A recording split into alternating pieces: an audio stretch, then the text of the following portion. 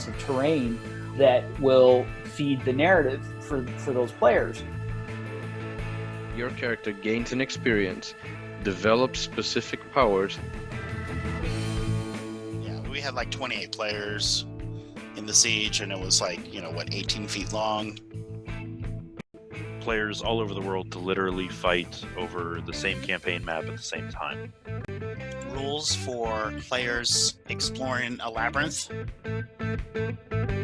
Because when we had to face the God Beast, we were all powered up. There's not enough love stories in Age of Sigmar.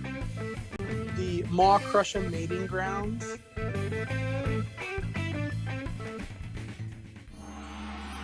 Welcome to the Filthy Casual Neon Podcast. Tonight, we've got an awesome assortment of guests. Each of them awesome narrative event organizers in the Age of Sigmar.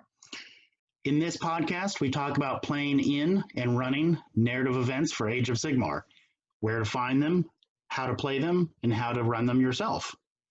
The Neon is a decentralized community of gamers and event organizers who come together to compare notes, collaborate on projects, share ideas, and recruit people to play more narrative games. We have a website and a Facebook group, and we're active on Twitter. Yep. Go to wearetheneon.com and check out the menu there. We've got a variety of helpful articles on running events. And again, like those event packs, send us feedback, send us submissions, send us upcoming events that you want to share with the world. Yep. We'll put them on the blog. We'll put them on the blog. We'll talk about them in the podcast. That's what it's for. And in no particular order, I'd like to introduce Duncan Hall. Duncan is someone I've chatted with over the years. He actually made an appearance on the Neon website as a Neo of note after Coalescence 2017. And I've finally had the pleasure of speaking with him thanks to the internet's in real time. So welcome, Duncan. Duncan has a group that he has been shepherding for years, since the beginning of Age of Sigmar, and we're definitely going to talk about that tonight. We also have with us this guy in the orange shirt. What's your name again? God damn it, Aaron. I swear to God. This is Matt. So Matt Tucker. He is also a narrative event organizer in his local community. He has been shepherding his group through the years, playing some awesome narrative Age of Sigmar events. And recently he has taken on the helm at the Grand Narrative event at Nova Open. And we'll also talk about both of those things tonight, guaranteed. Impossible to get through a show without talking about Nova. And we also have Alex Polomeni. Alex Polomeni has been shepherding his group in northwestern Virginia and Maryland area. He has actually brought a lot of experience from the old world into the Age of Sigmar, and has been doing some really exciting big things. You may or may not know him from Animosity from last year, but he's planning Animosity 2. So we'll also talk to him about his local gaming group and how he connects with the larger global narrative event that he and his team are planning for this year. And then, of course, Nuno. Nuno is in the Boston area. He has been running some events. He's tried to squeeze some Warcry into AoS events, and he shepherds not only his local wargaming group at his local FLGS, but he also shepherds a group of not so talented but overworked interns at Neon headquarters, or we should call Neon HQ. So to kick things off. And a bit of Mordheim, my friend. You cannot forget about Yes, indeed. And last but not least, we have Aaron Bostian. Aaron has been the grand master behind the Nova Open Grand Narrative for several years, and he's been a key player with the Neon community since the beginning, managing a lot of things backstage and tirelessly encouraging others to narrative harder. He also runs several local narrative events with his group, like the Coalescence event and Fox Hunts, running for several years now. And now he says he's fully fallen in love with Warcry and he just wants nothing else. Gods know where that's going to lead to. So yeah, we are all narrative event organizers. We're all loosely affiliated in the Narrative Event Organizers Network, and we're all here to talk about what narrative means to us and specifically to our groups. We can talk about global events and we can talk about big ideas, but what it really comes down to, I think, for each of us is those players that we see on a regular basis at our local stores and the politics of our local groups. The politics of our local groups. You said everything. So we're talking about politics and then religion in that order. Exactly. No, I'm just joking. I'm sorry. All of us are narrative event organizers. We all play narrative games and organize narrative games. So narrative gaming is out there. We play it. It's not very well known and well talked about because it's scattered and you just have to find them. So all of us here are organizers either at the local level or running global events where groups across the world can join over the internet, or running events at big conventions. And this is something that we've been doing this for, like, some of you have been doing this for 5 years now, either locally or at big events. Look, Nuno, here's the thing. Two-thirds of the book that they put out, and I say they, I mean GW, but obviously everybody else puts out books too, but 2/3 of their books are not about, competitive events. So why should 2/3 of the events or more be about competitive events? And that's what we're all about, right? At least 1/3. With that 1/3. So people might have seen stuff from some of us published online, released, or people might have heard about Realms at War or the Nova Grand Narrative. So these events are all out there.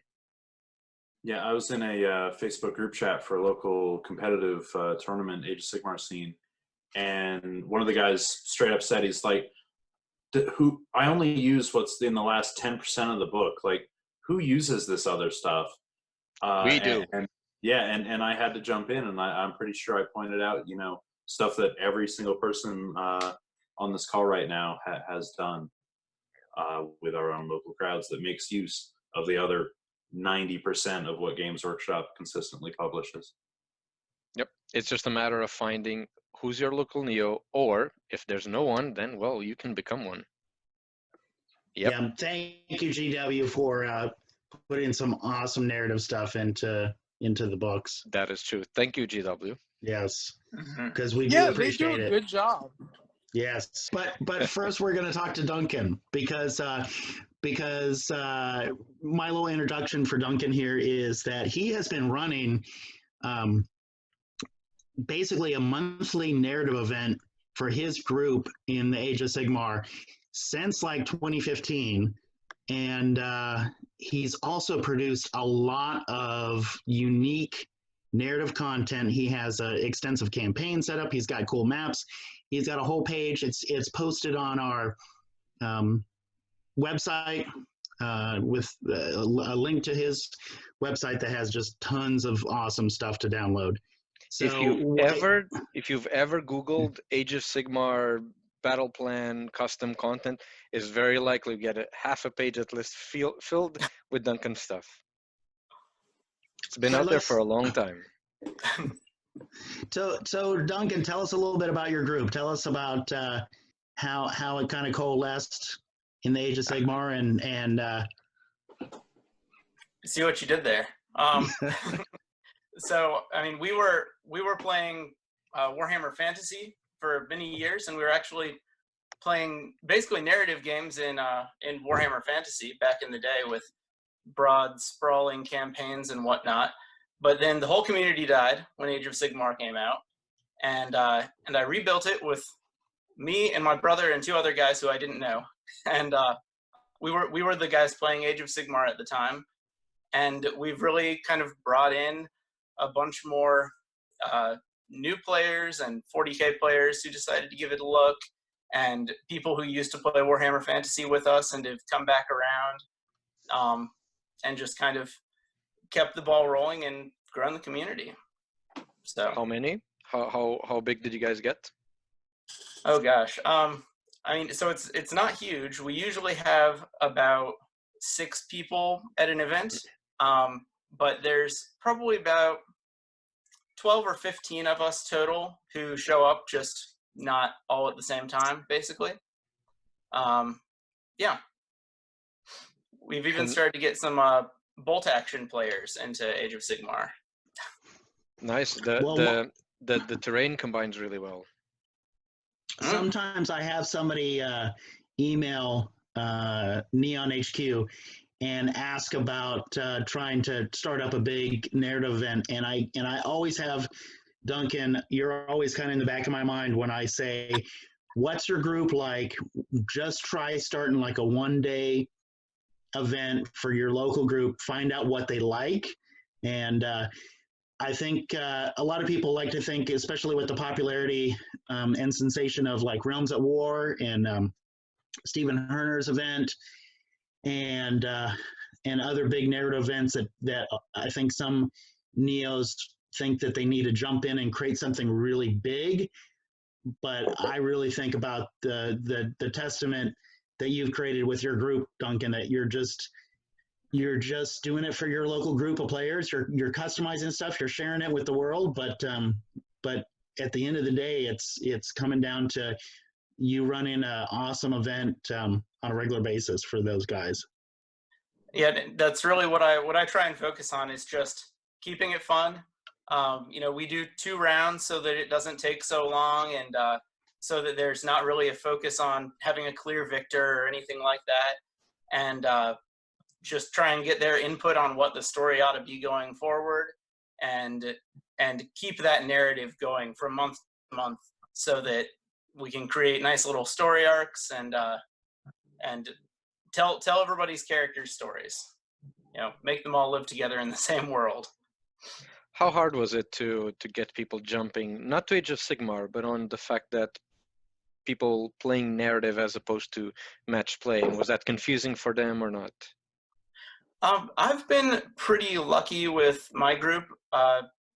When we started out, actually for the first several years, we didn't use points at all. We used a variation of the Warhammer School League battle plan, and had balancing factors in play with wounds, and whoever had fewer wounds would get more victory points.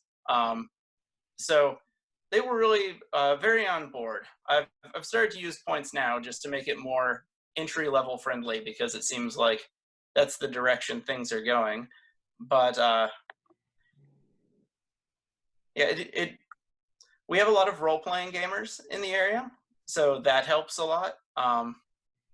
Sometimes it takes a little cajoling to get people to name their characters. I'll always ask people as they're playing, what's this character's name? What are they up to? And sometimes they have one ready, and sometimes they go to a name generator and roll one up. But yeah, it's. So do you feel it helps when you go up to them? It's well, who is this guy? What is he up to? And do you feel that helps them kind of, I haven't thought about this, but they then actually, let me put some effort into it. Does it help? I like to think so. And another thing that I do is before each event, I put up a little post on our Facebook group saying, hey, anybody who wants to tell me a story about what your character is doing at this event, why are they here, then I will give you a little narrative rule to go with your army. And I just generally pull things from the Path to Glory book. Sometimes I make up something crazy just to make it look awesome. But yeah, it gets people more interested in telling the stories of their characters. So, and this is normally you run the events, but generally it's the same people that you already know, that they're going to come. Most of the time. We've had an influx of players lately because of the bolt action crowd kind of picking it up. I think they went from bolt action to Erewhon and now we're starting to move towards Age of Sigmar, like by getting into the fantasy gaming. Nice. Yeah, so I actually had two brand new players show up over the course of the past couple events, and one more before that. So that's been exciting. And so how long have you been running your blog? So High Fleet Charybdis, right? Yep, that's me. And I have been running that blog since, I want to say, I think it's only been since 2013. Actually, maybe it's older than that. I'm not sure. It died off for a little while, and then I've been running it pretty solidly for the past several years. Mostly because I like to make campaign packs for the events I run. It's kind of like scrapbooking, honestly. I'm mostly just scrapbooking, gamer scrapbooking, but you know. All right, pretty good. Let's see. Do you have something else there? Something I've done blog stuff for too. It is kind of cool though to go back and think, when was that event? When, oh look, it was actually like 5 years ago. I had that moment in January where I was doing some digging and I was like, wow, we're coming up on the 5th anniversary of Age of Sigmar actually first coming out. Yeah, and I realized after the last event that I ran that because it was the end of season 6 of the campaign, that was my 30th proper game day event. So there have been other game days in there, but it made me realize how many of those things I'd run. Kind of crazy. Now, I have to say, I think the layout that you've done for your event packs, even if it's like a single battle plan sheet, and the fact they're always very careful to say this is unofficial, and then you have a little disclaimer at the bottom. I think I've copied that layout myself because I think it's good to make sure that all those things are there, but then they're released out into the wild of the internet for everyone to use. I think they set a really good standard. Right. Yeah. Sometimes I'm looking for maps from books and whatnot, and I search for Age of Sigmar, Age of Sigmar Gyran map, and then I see a random thing that I made, and I'm like, that's not helpful. Have you ever had any cease or desist problems at all?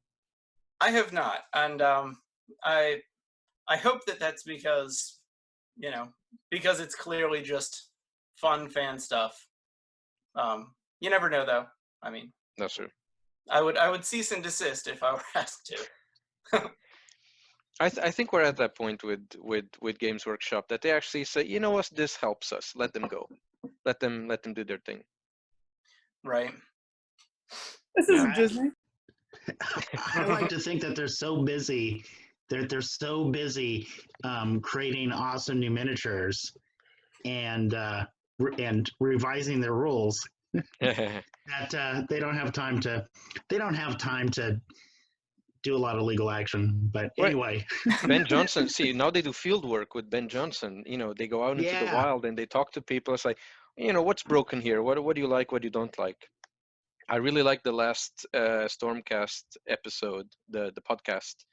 The interview with Ben Johnson, it was really good to see how they think about the design process and like what feedback they get, because they say they also want feedback from Neos. He said that. I was really happy that they said, and they really like the fact that people are organizing narrative events.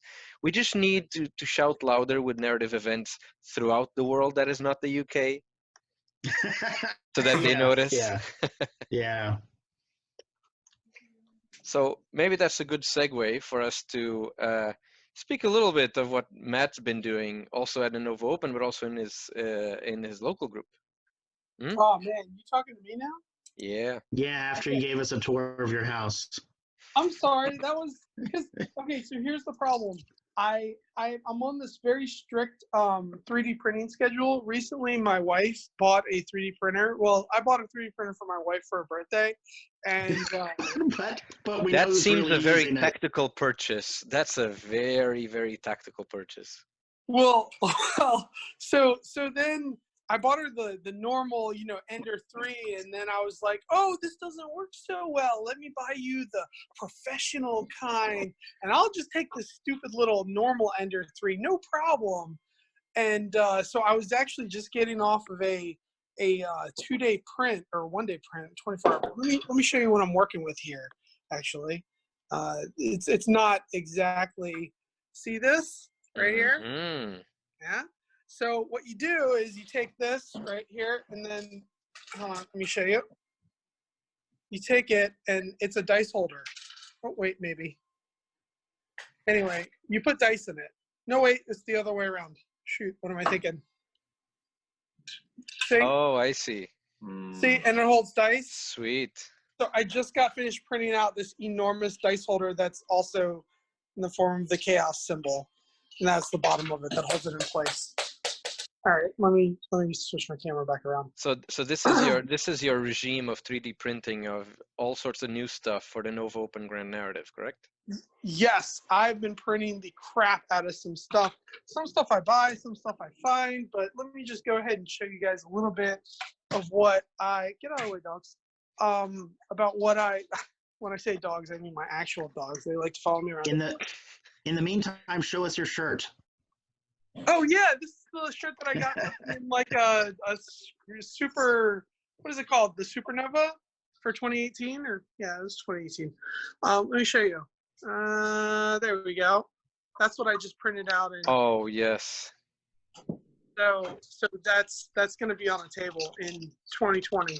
Nice. Most definitely.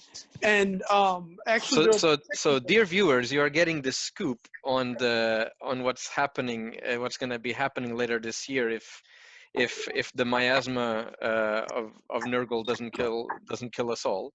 Over in the beginning of September, this is going to be present at the Nova Open. All this new stuff. So this is so tell us a bit the story of like what the event is. What's it about?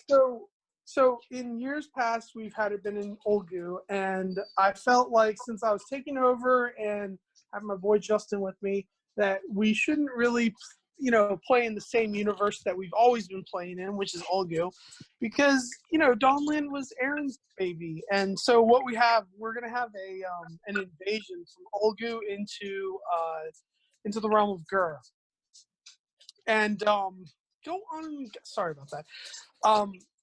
And so anyway, it is the second best realm after Olgu, of course. Yeah. So we created a realm and then created a wiki, and then we thought, well, let's create at least 35 or 40 different separate locations. And we thought to ourselves, oh, this is going to be really great. We're going to make a big wiki about it, and we polished the ever-loving crap out of his entries, and we were thinking, hey, if we get them in early enough, then maybe players will base their armies off of them, and then we can have tables based on them, and that's essentially what we're doing. And so, and we heard in the last episode that he told us that you're gonna have something like the Maw Crusher mating grounds. Oh yeah, definitely. Hashtag Maw Crusher mating grounds. Yes, that's my third table that I'm building, and I already have like 5 or 6 of the things that I want to 3D print for it. But imagine enormous eggs that are an enormous nest, and actually 1 to 2 maw crushes, actual honest to God maw crushes, like walking around. Please make 2 maw crushes, and please give them special rules. Yes, they will absolutely have special rules. I have one Duncan, right now. So they are making a table which is the Maw Crusher mating grounds. Yep, mating grounds. It's very specific. Oh dear. It's not Maw Crusher raising grounds. It's not Maw Crusher hunting grounds. These are Maw Crusher mating grounds. And let me tell you, this board is going to be deadly. Deadly. Man, this is gonna be good. So tell us a bit, because I've heard stories about this the local games that you have with your group that somehow involve a lot of ogres. So tell us a bit more how you put these people playing narrative. Oh, so one day I came into the store, and it was called High Tide Games, and I was like, "Hi, I'm a random person who's looking to get into, 40K. The only other shop is like an hour and a half away, and it's in Glen Burnie." And the woman was like, "Hey, yeah, my name is Rebecca," and I was like, "Hi, I'm Matt." And she was real nice, but she didn't know anything about 40K, and I didn't know anything about hobby shops other than Games Workshop. And we got along really well. We started doing some events once a quarter, I think we did. So once every 3 months, we would do a Warhammer day. And then it became once a month, and then it became once a week. And once it became once a week, we started a league. It was like a slow grow league.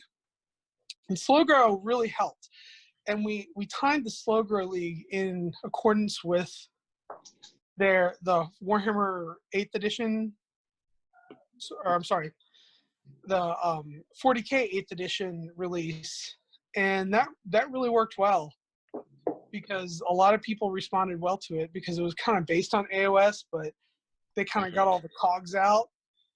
And then we started an AoS league. And then I went to Adepticon, did a bunch of 40K events, and said, "Hey, I want to go to Nova and do just AoS stuff." So I did that, and then after that, I got into AoS real big. So it's Aaron's fault. I blame you, Aaron. But what exactly? So then you went back to your shop, and so when you say a slow grow league, it's essentially kind of just an escalation league with just growing number of points fielded on the table, right? Yeah, we did 500 points, or no, actually we did 600 points for 4 weeks, and then we did 1,000 points for 4 weeks, and then we did 1,500 points for 4 weeks for AoS. And then now we're at the point where we do 1,000 points for 4 weeks, and then 1,500, and then 2,000 points. Okay, so how do you go from match play slow grow league to the ogres made a feast somewhere and opened a Maugate to the Nova Open event or something? Oh, that's Because really this is what easy. you told me. So this is really easy. What we did was we had a show of hands. We said, "Hey, who are our narrative players and who are our super high end tournament players?" And then we took all the super high end tournament players, the people that raised their hand, and we kicked them the hell out. And that was it. And then we said, "This is a narrative league from now on. If you want to be in here, you're gonna have to figure out how to do a narrative league."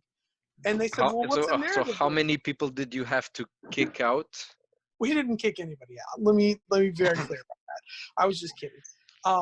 We did, however, say, "Hey, we want to convert into a narrative league," and they said, "Well, what's that going to be about?" With suspicion in their glinty little competitive eyes.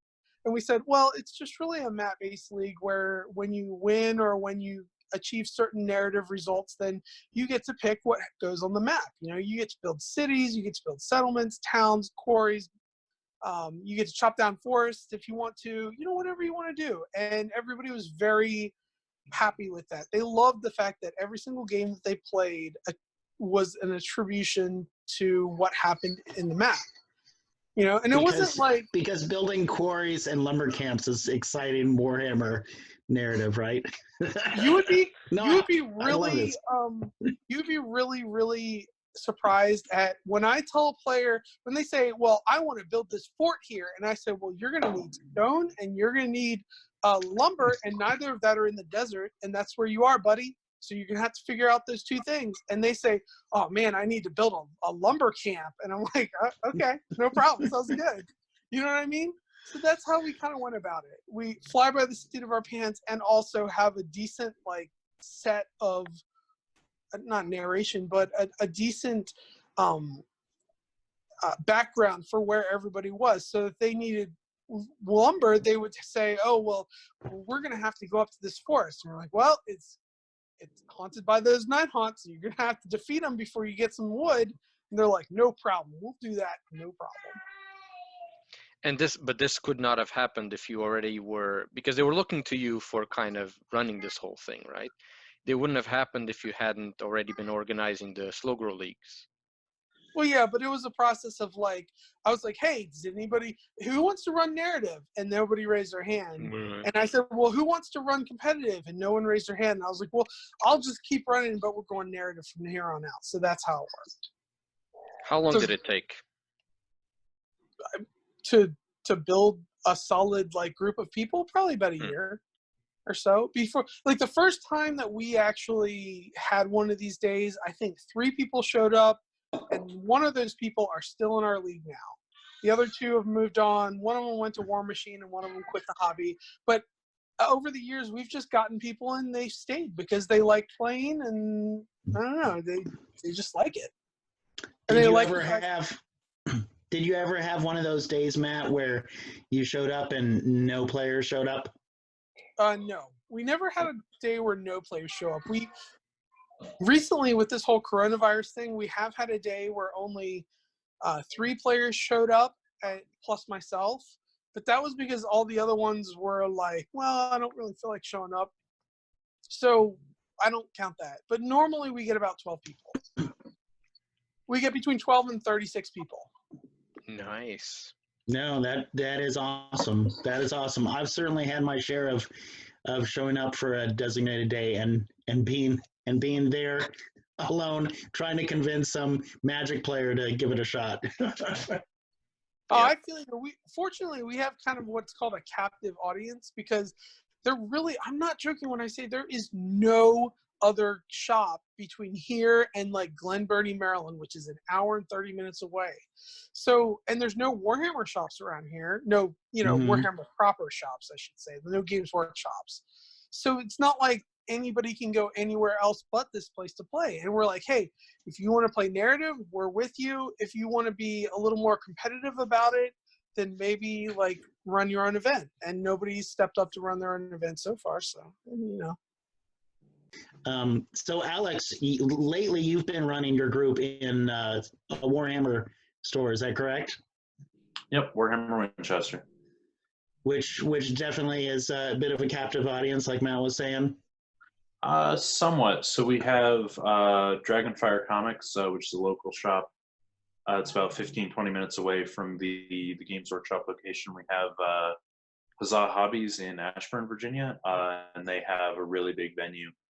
And both shops lean more competitive, especially Huzzah Hobbies with Dutch Adams crowd there. So kind of the way things have shaken out, because the Warhammer store opened a little under 2 years ago. And the way it's kind of shook out is that like we have folks who do want to play competitively, but they know if they want to play competitively, you have Dragonfire, you have Huzzah Hobbies, they can go there for that type of event, and they've learned what to expect if they're going to play in my events, and they keep coming back. So I call that a win. So how many have you run locally? Before I ask you about Animosity. You mean in Warhammer Winchester, where? Wherever, as a Neo. Sorry, I'm not sure what Because exactly. you've ran a Path to Glory recently, right? Yeah, somewhat. Like, so you mean like how many players do we usually? Yeah, how many players? Like how the events were, or the campaigns? So we average about, I'd say we have a base of probably, depending on, I'm trying to think. We've had probably between about 30 and 40 local players. But as far as like sustained retention, we've been averaging probably about a dozen people, which isn't bad at all. Yeah. Who stick it out through an event, more or less. So a decent sized crowd. I'm not complaining. We have a pretty good group of people. How long have you been running? Because Animosity is global, but how long have you been running or narrative oriented stuff locally that you can get these people coming back? So I've only been running locally since Warhammer Winchester opened. Trying to figure out if that's a little bit of a lie. So that there was another group up in Martinsburg, West Virginia, at the Your Hobby Place store that did some narrative stuff. They did the coalescences, that sort of thing. So I played with that group, but I didn't really run anything for it. So the Warhammer store opened in Winchester, like I said, a little under 2 years ago. And I was very fortunate with that kind of drew a new crowd. There were a lot of people just starting in the hobby. And I was sort of able to, I was able to go to the manager, Cody. He's a really good dude, and he's really willing to work with people who want to run events in his store.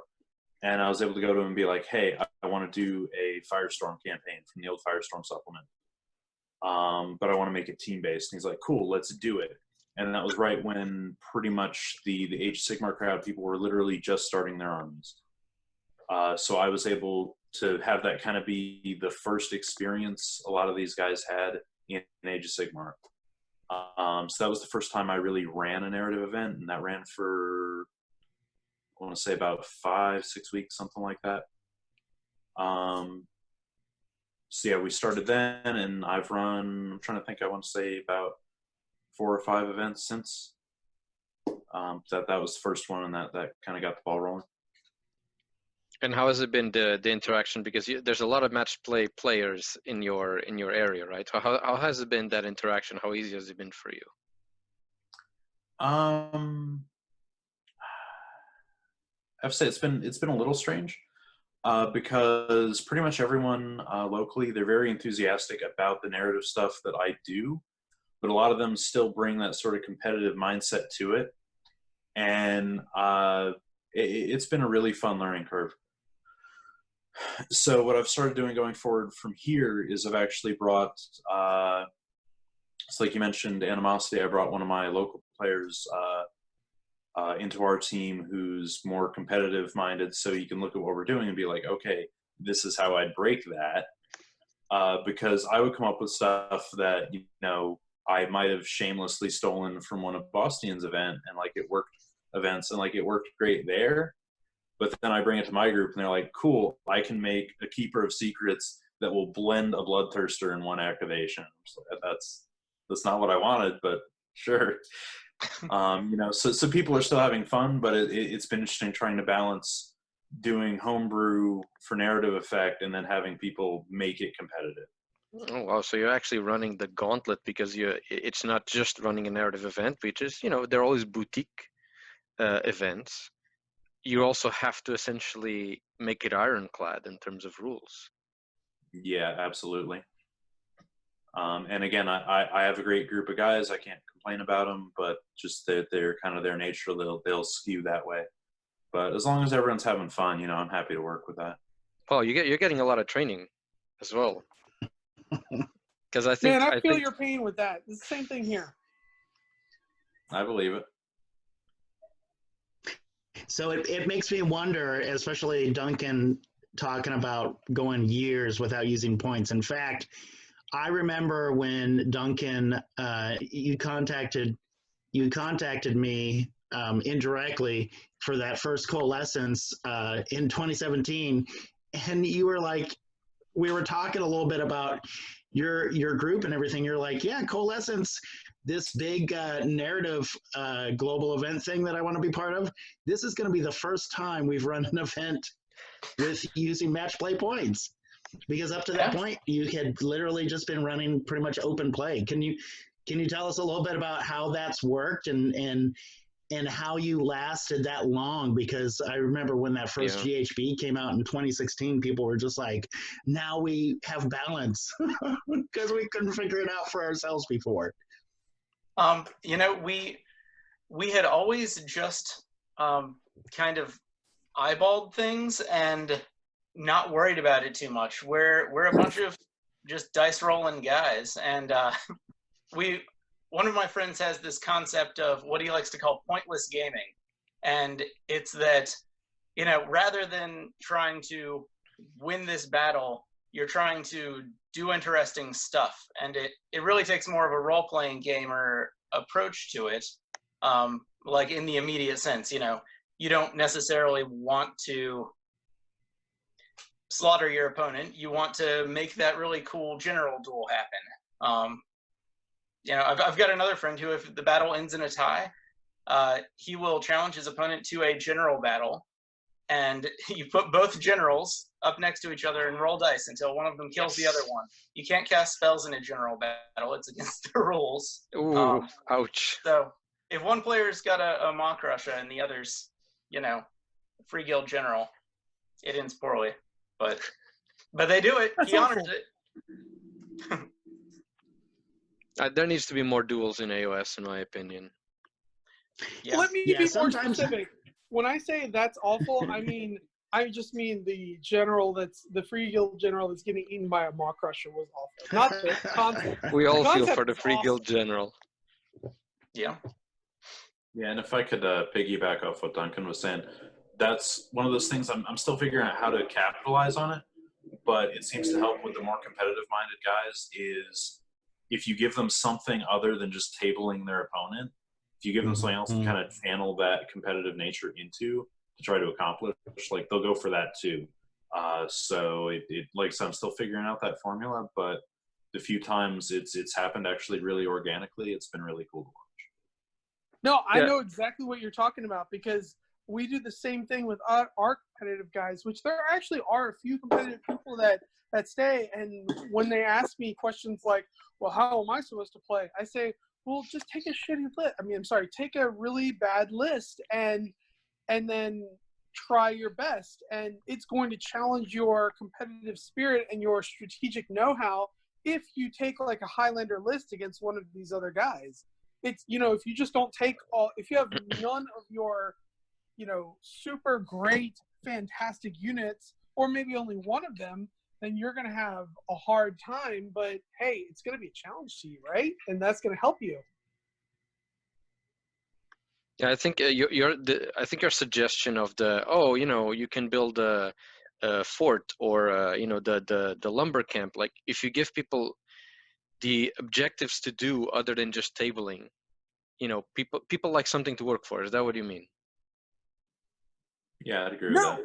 No, what I mean is in the actual game itself, I tell them, my competitive players, I say, those units that you take 3 of, don't take any of those, or maybe only take 1 of those, and then go up against a newer player or maybe a narrative player that has a decent list or a decent army, and try your best to win. And if you don't win, well, at least you got challenged, right? But that's at the level of that's at the level of the game itself. But I meant at the campaign level, because generally the hardest thing is to get people to think beyond the single game. Yeah, that's true. They really do like to think about that. When I tell them, oh, we have to do this and this and this, and they say, oh, good, a set of quest goals. And I'm like, yep, that's exactly what it is, buddy. Yeah. Well, and Bostian and I have had this conversation that I guess I'm inverse from the majority maybe of Warhammer players in that if it's a pickup game, if it's even like, I don't know, the Warhammer stores run a few escalation leagues, like where there's not really any story. It's, you play games, you try to get points, you try to win. If it's something like that, I don't care. I didn't mention it earlier, but up at the Martinsburg, West Virginia store, right before I ran Firestorm for the Warhammer Winchester crowd, I did run a ladder campaign, which was mildly, I don't know, it was okay. But like winning that, like part of why it was just okay to me was because I was just there to have fun, and some of the guys took it super seriously, and it drained all the fun out of it. Mm-hmm. But like a ladder league, like these other guys are taking it just incredibly seriously. Were you having like a guy actually slow play so that he could have a chance to be higher on the ladder? Yeah, that was that in particular was. So if there's 2 games going concurrently, which one of them gets, like, what order do they get scored in?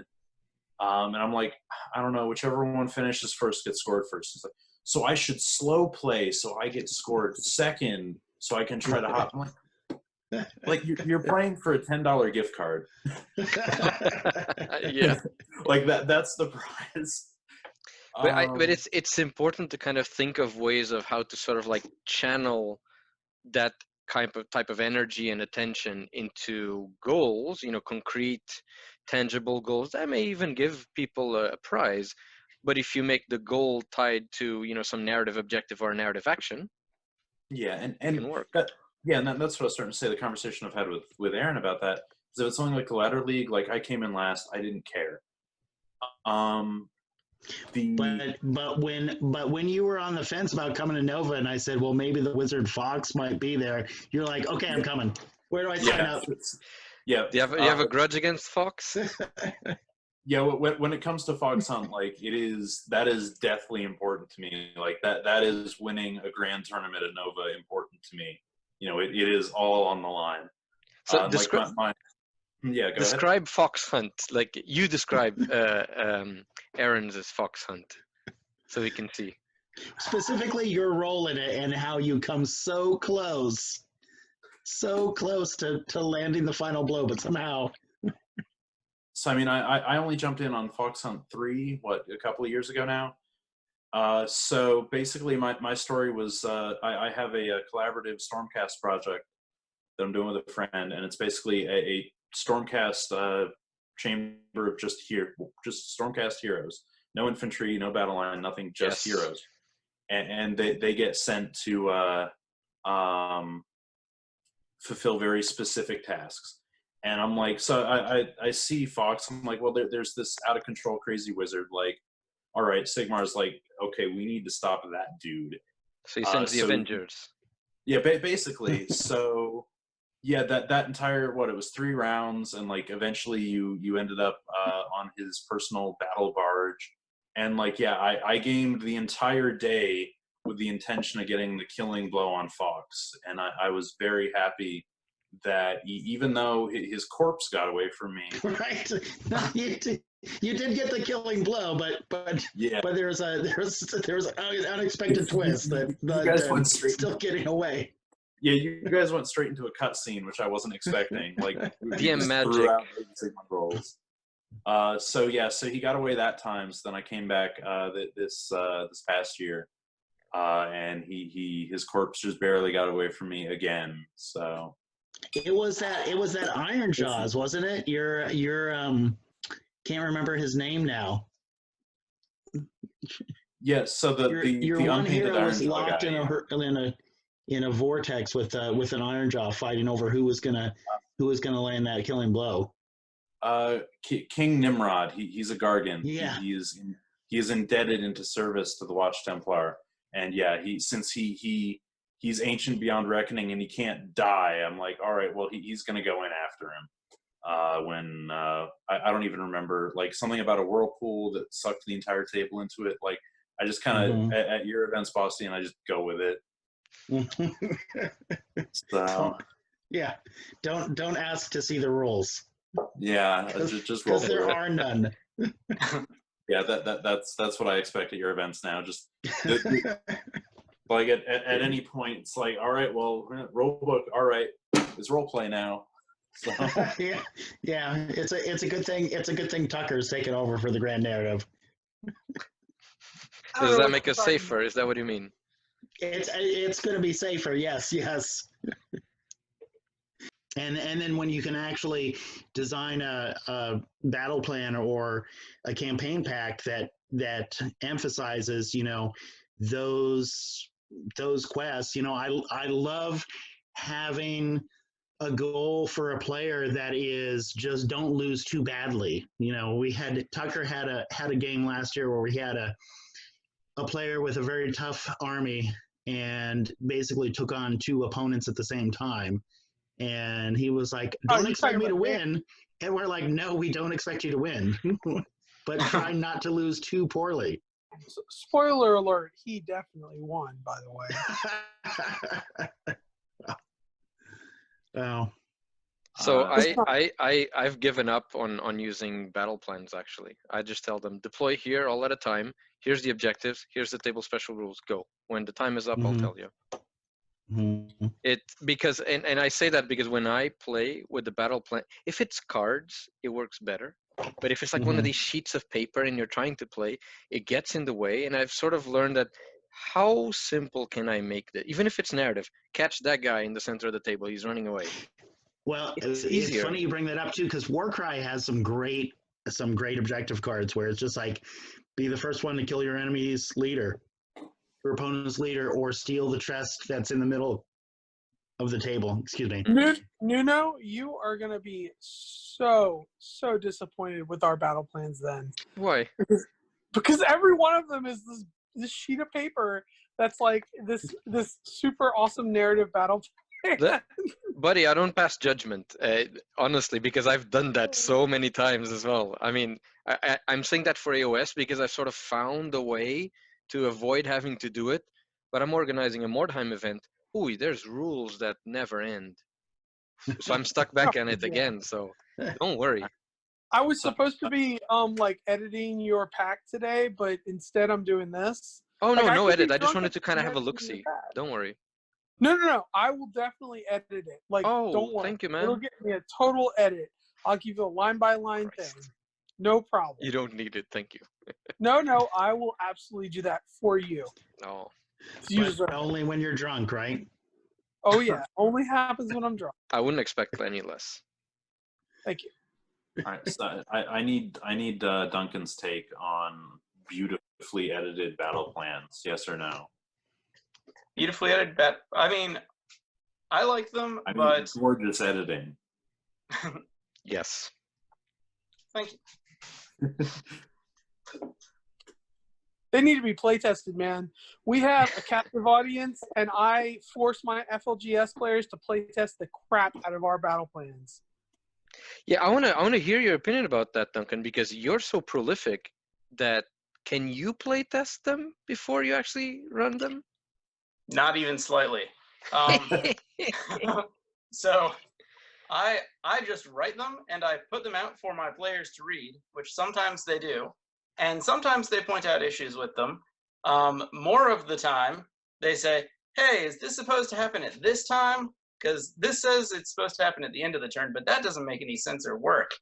And then I say, "Oh no, just do it during the hero phase," and then eventually I fix it for the final like release book thing. But yeah, I have to edit those on the fly all the time because they absolutely don't get play tested.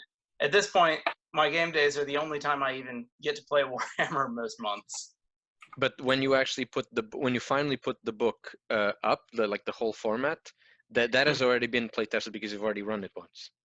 Exactly. So I fix all the typos and rearrange the places where I've misplaced effects and whatnot.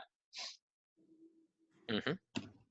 So Duncan, when we talk about the ratios in the hobby, and I know that there was a Rolling Bad podcast I enjoyed where Bill was talking about like the 5 pillars of hobby. And of course, I think there's a 6th pillar that they didn't mention, and that is organizing events, which is not quite the same thing as socializing. But I mean, Yeah. for me, I've talked with people about the fact that I don't paint that much. I actually kind of like assembling models a little bit more than painting, although contrast paints have really increased my productivity with painting. Gaming, it's not a matter of not wanting to game. It's a matter of kind of being in a very small rural community with just a handful of players, of opponents, that it just is challenging to schedule time to play games. So I find, personally, that a lot of my hobby time is spent writing battle plans, reading battle plans, and designing events. And I get a lot of satisfaction from that. And I know, Same here. yeah. So I'm just kind of wondering about that with you, like it clearly looks like you put a lot of work. You definitely put more work into your battle plans and your packs than I do, because yours look a lot better than mine. Well, but ratio-wise, what do you think? What do you think it is? How much time you spend thinking, not just writing those, but like just because I know there's got to be times when you're doing something else during the day and you're like, oh wait, I totally know how that battle plan is going to score victory points now. Oh yeah, absolutely. I mean, honestly, I think I spend more time painting than working on battle plans and stuff. But for my job, I do a lot of making posters and flyers and things like that. So I've just got a lot of practice. I just put things together in PowerPoint and borrow images from here and there, and just really want it to look nice for the players, so that it looks like what they would see in a book. They know where everything is going to be, have the nice map, all that stuff. You can get a lot of mileage out of PowerPoint, more than people give it credit. It's like a poor man's Photoshop. There's a Microsoft publisher that is supposed to do that job, but then PowerPoint is way better at that job than publisher is. So I don't know. Agree. It works. So my secret tool lately has been Canva.com, and my librarian wife turned me onto that. And I like it because it's just really easy to use. It looks pretty decent for being so easy to use, and it saves everything on account online, so I can always access it from my phone and tweak it and stuff too. Oh, nice.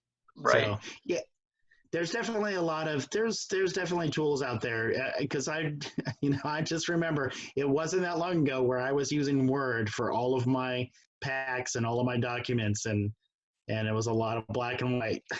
It's a lot of black text on white background. There's a lot to learn about design and layout, man. Oh yeah. Word. Yeah. Well, and looking at the coalescence packs too, because I remember even, and it's not like that, technology has changed all that much over the years, but like the coalescence pack in 2017 was really pretty sad looking, and then 2018 actually looked quite a bit better. I don't know. I find them pretty. Wow, you All just those called him out in crystals? 2017. Maybe. So speaking of global events, I want to go back to Alex actually, to Animosity, which should be launching later this year, right? So tell us. So I think this is one of the big opportunities to recruit a lot of new narrative event organizers and narrative players across the world. So last time, how many locations did you get active for Animosity? I want to say 5 or 6, because Steve Foote jumped in after the fact. He played it like the following week or something, so he did play. But aside from that, we got people in Blacksburg, which would be Duncan, Blacksburg, Virginia, Pittsburgh, PA, Vancouver, Washington, and Thailand. West's group right there. So for those who don't know, Animosity is a global event that Alex and his group are running, and it essentially anywhere you're around the world, you can submit results of your local narrative, your local hero in general, and you can make up the story that they're doing in the grand narrative, and you submit it to them, and they will blend it into a big pot and write a whole overarching story with your characters in it, serving these big figureheads. So I want to ask you, tell us more about what's coming up for Animosity 2. So we've reworked the actual formula, but I won't get into that for this. But like the nuts and bolts, we've pretty much rebuilt that from the ground up. But the same, it's all the same principles, where a group of any size, it can literally be you and a friend. It can be literally you either painting models or just literally writing narrative. We had a few people who submitted narrative reports, so it was just stories of what their characters were doing in the setting. So pretty much any level. I forgot earlier, Ian Popian in, I think New York State is where he's in. He also ran an event. So I mean, it can be anything from, I think Ian's group was something like 20 people, I think was what he said. Wow. So it can be, a large group all the way back to, literally just you writing some narrative and submitting it to us. And we have what we call unfolding narrative. So what we do is we set the stage. So we have non-player characters that your characters basically pledge allegiance to and fight for. We have a whole setting. We have a map of where, we try to take your characters, your dudes, and put them in a time and place. And then we just literally, we call it unfolding narrative. It goes from there. So every time you play a game, you submit the results to us. It's a simple Google form of just like who your army is your general's name, and we have a little field called narrative notes where you can submit just details about the games you played. And what we do is in real time, when we get those results in, all that comes up in an Excel sheet, and we go through it, and we type up a narrative that writes your characters into it. So Duncan, I was thinking about this earlier. We got this one narrative note, and I think you had a photograph with it, where a wizard cast what is it, the big Balewind Vortex. So that this drunken wizard casts a Balewind Vortex, and then a bat squig knocks him off of it. And like my friend Peter and I are like reading through the notes. We're just like, all right, that's insane. Let's include it. So, oh yeah, and you also had a halfling fighting a Varangard. I remember that one. Oh, so, yeah. Halfling. Yeah, one of my friends has a very silly army, but he sure does have halflings in it. He's got a full set of the Lumpen Kroops fighting cocks in his free guild army now. That's crazy. Yeah. Yeah, that's still probably my favorite photograph. Like any of the groups sent back to me was just a halfling versus a Varangard. That was pretty legendary. So yeah, so you guys Keep going. you guys, yeah, you guys play games. You submit the results to us, and we write a turn update in real time. And so last year, we pretty much all we did was we took, because Animosity actually goes back to 2004, was the first Animosity campaign, and it was obviously for Warhammer Fantasy. And the old Animosity campaigns for Warhammer Fantasy, we ran about 14 of them, and they ended in 2014 when the old world ended, and there was a big site crash, a bunch of stuff. I picked up the banner, and we relaunched it for Age of Sigmar last year. And basically all we did was we took the coalescence template, and we took what we used to do, which was all very forum based, and we just smashed them into each other. And that was pretty much the event. So instead of being a 1-day event like Coalescence was, we did a 3-day event, and each day was a different turn. So it was 3 days, 3 turns. Some of the feedback we got pretty immediately was that a lot of people couldn't play because they just weren't available that weekend. And just internally, me and my friend Peter, who do most of the writing, we were at Warhammer Winchester all day playing for my local group, and then we were up all night writing the narrative. And that's why the final unfolding narrative took about a week, because we needed sleep, and then he was flying home. So explain how. So that was last year was like 3 days, right? Yep. So this time you guys are gonna do it. Is it a week or 10 days? 10 days. So it'll be a Friday through the following Sunday with 2-day turns, so we can get at least one night's sleep. But we'll be doing 5 turns instead of 3 ultimately.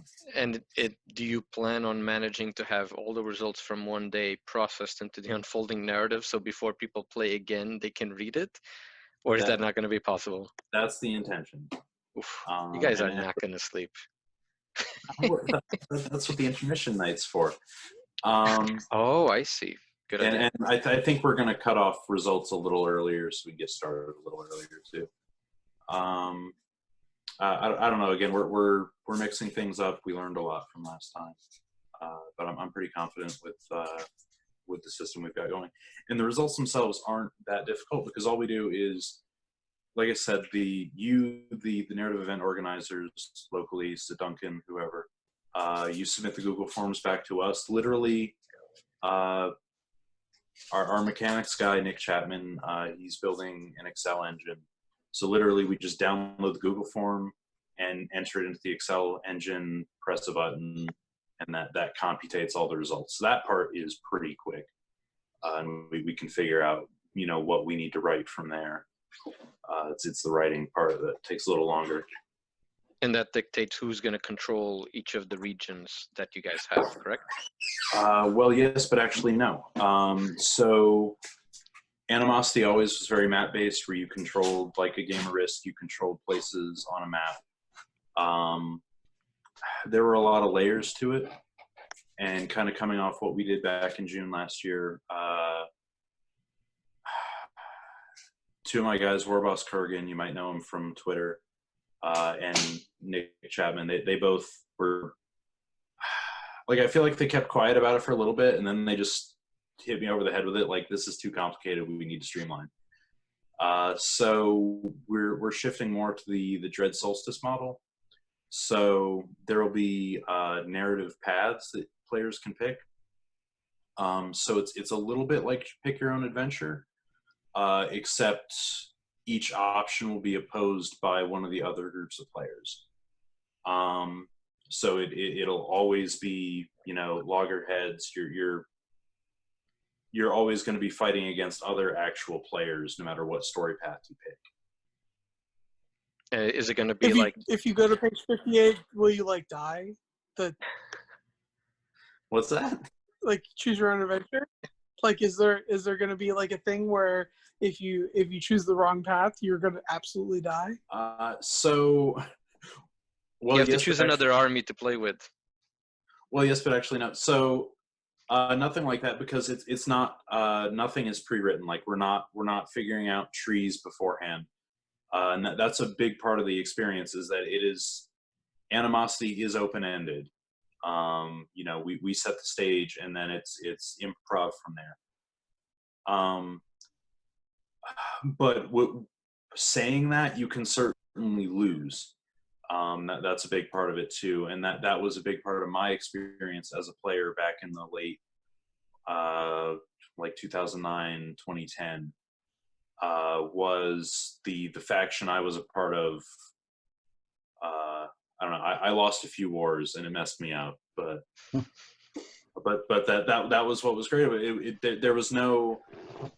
If anyone remembers the Storm of Chaos from 2003 or 4 or something like that, where it's Chaos is losing, we're just gonna write over that.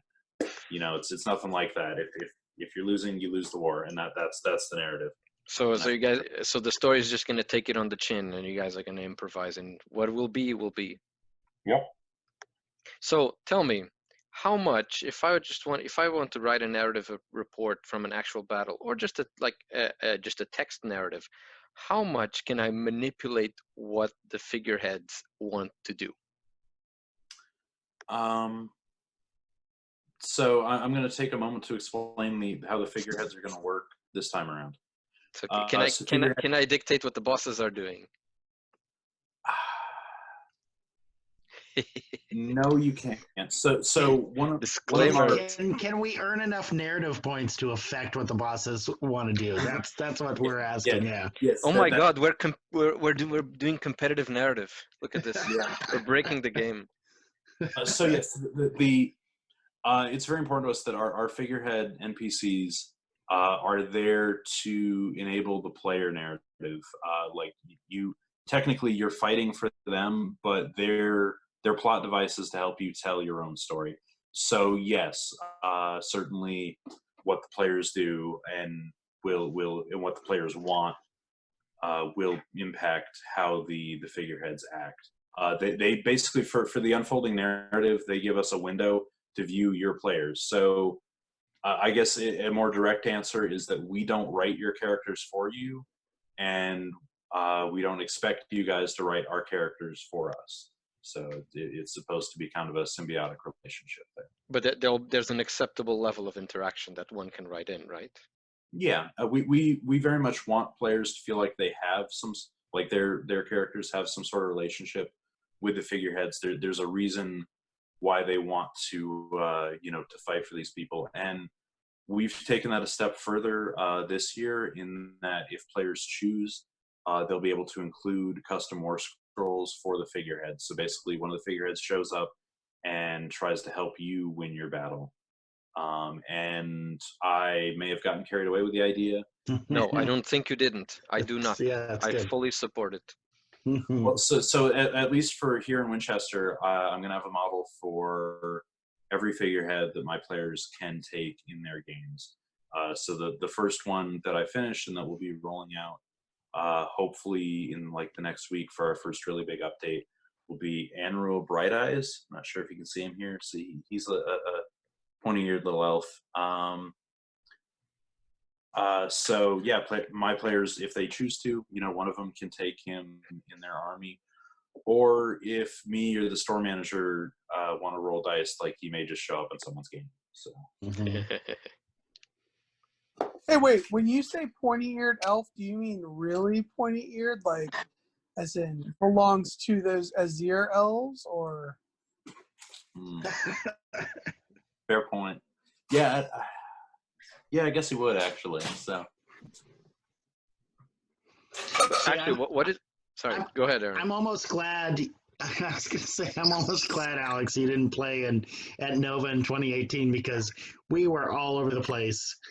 we had a whole group of players that decided to splinter off from their guild because they didn't like some of the other their guildmates. So they came up with their own graphic for it. They came up with their backstory, and they had this whole. It got a little crazy, and then. Well, it was based on the fact that they started their own drug smuggling enterprise on the side too. So it was fun for them. I don't know. I'm not sure how much fun some of the other players had. So, as a witness, I can say that it took me like a day and a half to understand what the hell was happening, and it took me a little bit to. But it took me a little bit to understand that you could do it like a role-play game because it wasn't obvious at the beginning. And then I said, wait, so I can actually do I can just make stuff up. Like, yeah, please tell me that because, it doesn't matter how much role-playing games I played in the past. They had not occurred to me. And then I realized, oh, so that's why they formed the smuggling guild. Yeah. It was the Slanesh player. That damn fault. It's always the Slanesh player, isn't it? It's all Bussards. Is that that's Slanesh player I meant. All right, good. Yep. Yep, it is. Has there ever been a year where he hasn't backstabbed everyone? Yeah, he got now I don't remember. I know he was nominated, but I think he won the Narrative Player of the Year award for the club. It was so funny. So funny. Well, and it was funny too because apparently he's really active in 40K, the 40K side of it too, and he they joke about all you have to do to distract Paul is ask him about his narrative for his 40K Imperial Guard army. No, but you guys have had a bit of a hard time because he switched sides and he had to go to a completely different part of the table during the siege, right? You guys were a bit like trying to figure out how to play him, like how to insert them in the game, right? Because you had a siege with two factions, and now he was a third faction. So the problem was, here's the problem. Paul brought, unknowingly, obviously, he brought a supremely competitive army to a narrative event. And unknowingly, I really want to stress that. So, it was up to us to be like, well, where should we put him? Should we put him in the place that's, obviously, you know what I mean? We had to kind of finagle that around a little bit. Make sure he was in the right place for him. I see. And it was all good, right? In the end, he was happy. I mean, he teleported behind the walls or something. He was very happy. I think that in the end, he just got to do what he wanted to do, which was to writhe around like a little snake person. I remember Brian described him as basically like make Paul happy by like giving him the indication that his hero can go have gratuitous sex with a snake lady, and he's happy. Yeah. The man, he absolutely doesn't want any of this to show up on his normal feed, but he really, really likes his Slanesh stuff. And I'll tell you, as soon as we started that Cinder operation where the drug cartel, he really, really loved that. Like he was like, wow, I can get people addicted to drugs and not just sex. Wow, this Slanesh thing has like a totally separate thing going on with it. It was great. Oh my god, that was so much unfortunately, fun. that wasn't the year when we had the 12-year-old girl playing. Yeah, that was my daughter, and I don't worry about that. That was just she's all right. Trust me, she's figured it all out by now. Yeah. So you don't have to worry about that. See, we were talking about Nova. Yeah. It's inevitable. Sorry, I brought It's it up too. inevitable. So, so one thing that I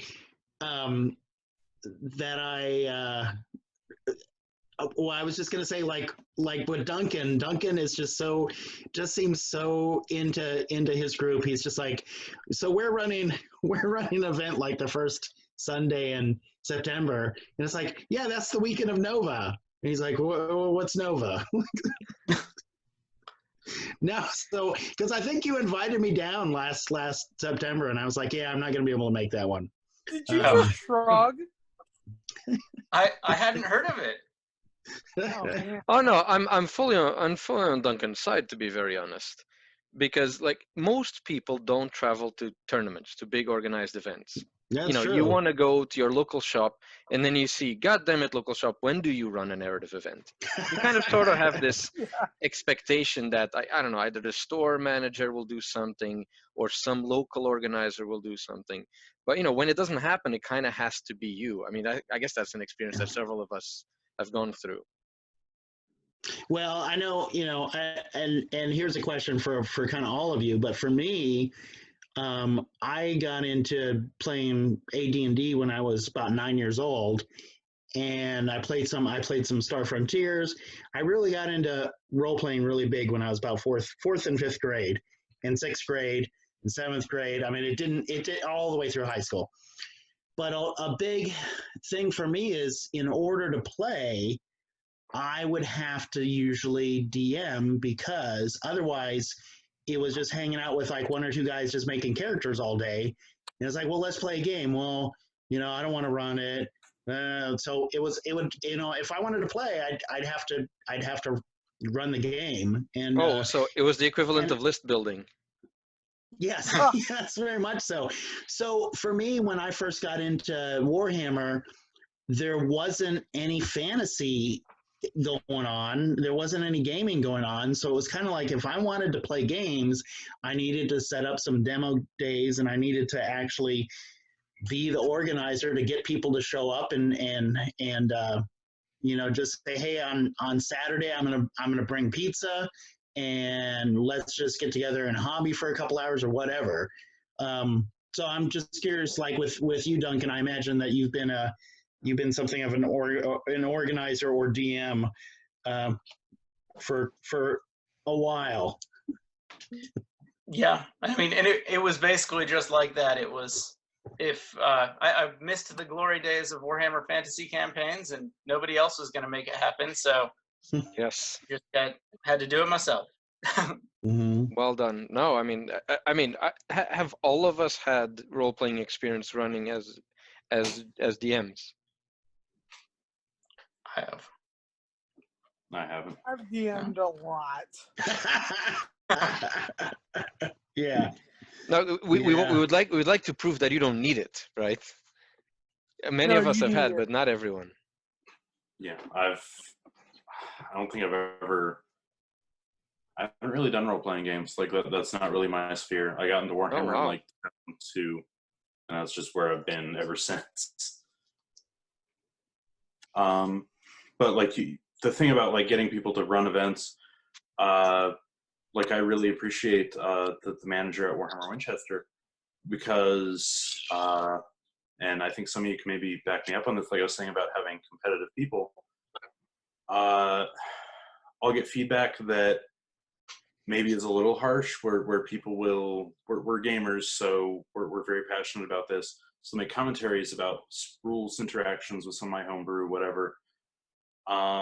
And fortunately, the manager at Warhammer Winchester has my back with being like, okay, cool. So how are you going to do it in your event when you run it? And no one else wants to. So like, all right. No, I mean, that's really important. So that's actually something that I wanted to ask, like your relationship with the local manager, because that has really helped me. I kind of, I put myself forward and I kind of bugged them, but I have to thank them, Adam Pratt and Jake Krajewski from Alpha Omega Hobby. They've been awesome to me. They say, you want to do this? All right, go ahead. What do you need? All right, just use whatever you want. And so far it's been working great. And Duncan, you've been playing at the same. lady. She You actually already lives talked right down the about your street from me. FLGS lady. We're tired of hearing you talk, Tucker. Yeah. Duncan, Oh, tell I'm us about sorry. Well, F&G. Rebecca does though. She does the same thing. We could say the same thing, exactly the same as he does. He said, we say, okay, well, when you run your event, we'll play it how you want it. And then they shut up because they just want to play in an event. They don't want to run it. So there you go. Yeah, that's also important. I think different people prefer different things, not just match play and narrative, but between playing and running. Yeah. You know, there are narrative players. There are definitely not narrative organizers.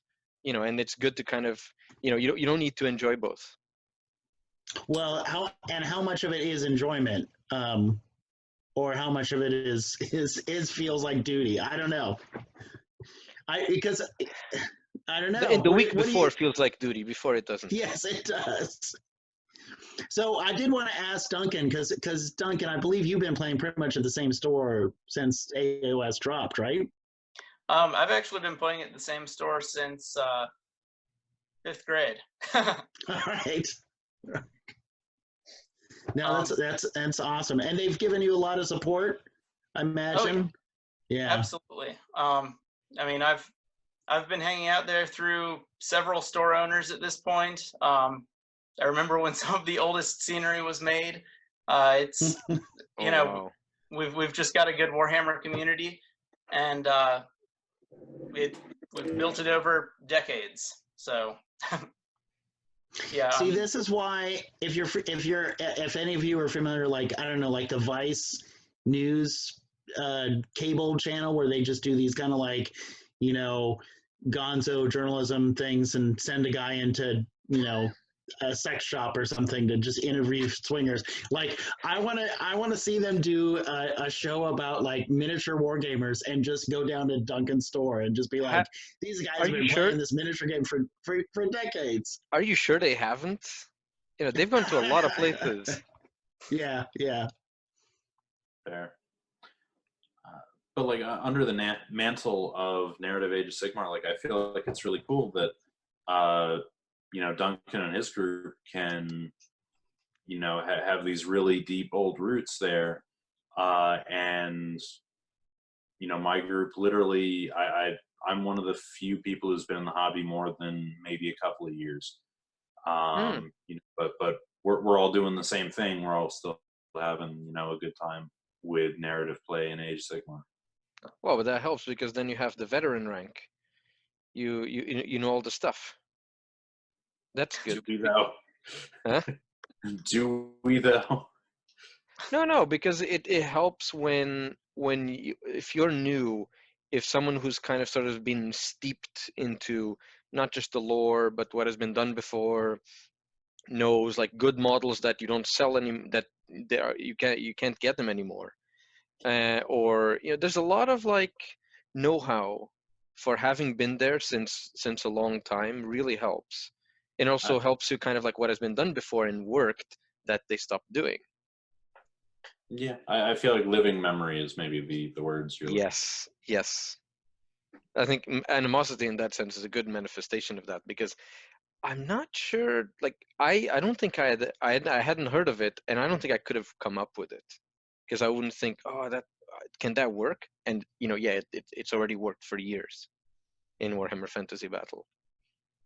So that's kind of been interesting because and early on, Bostian, when it was I'm trying to think, maybe after that first Fox Hunt or something, like when it was you, me, and Brian, like you guys you were having all these ideas and you were super enthusiastic about it, and I'm like, yeah, that's cool, that'll work, because we already did it like 5-10 years ago. But it I've also learned it doesn't translate directly, and I think kind of the contrast between what we tried to do with Animosity 1 last year and what we're trying to do this year kind of proves that. So, like, there is living knowledge there, but you have to be open to new ideas, you know, a new generation of players. You can't really just rest on those laurels and try to do, you know, what you were nostalgic for 10 years ago. You know, I played in the first Animosity campaign in 2009, and it was a great time. And there's things from that experience that I want to, you know, pass on and share with other people. You know, it had a huge impact on me. I made some lifelong friends. I want to perpetuate that, but the formula, like what we did then, there's good stuff to learn there, but I think for me, it's also been a struggle that I do have this living memory, you know, and I want so much to pass this on, but it does not directly translate. You know, we're in a new age. It's a new game, you know, new Age Sigmar. It's all these damn TikTok kids. That's the problem. They don't get it. So I've kind of learned, like, when, you know, someone like Bostian's enthusiastic about something, like, don't jump in with like, yeah, we did that. You know, new kids, get off my lawn. You know, be like, yeah, that sounds really cool. Let's do it. You know, I'll just keep that tidbit to myself. You can say that to us. We empathize. I enjoy that. Yeah, it's definitely the TikTok kids. No, but I mean, but on the other hand, it can be very satisfying because you can have. I mean, depend on how young people are, and also depends on how young they are to the hobby itself. You know, you could have a huge impact TikTok? because, huh? Yeah, my point exactly. You know, you could have a big impact. Let's say someone just joined the hobby and they said, oh, I've been seeing this for ages and I've never joined in, and I'm sort of like, you know, taking the plunge, and they like just dump a lot of money on buying a lot of models, and imagine they only get like one angle of the hobby, whether it be AoS or 40K or some other game, and they only see it played from one perspective, and they say, oh, this sucks, and you know, they kind of like invested a lot of money, and you know, if you know have this know-how in you, you can change that. I mean, it's very nice to say, but it's a lot of work involved as well. But I think it's very satisfying. Can I throw something that's maybe a little controversial out there? Always. So in my opinion, narrative play, and I think like Duncan, you're kind of the proof in the pudding here. I feel like narrative play builds stronger communities. You know, it is a war game. Being competitive isn't bad.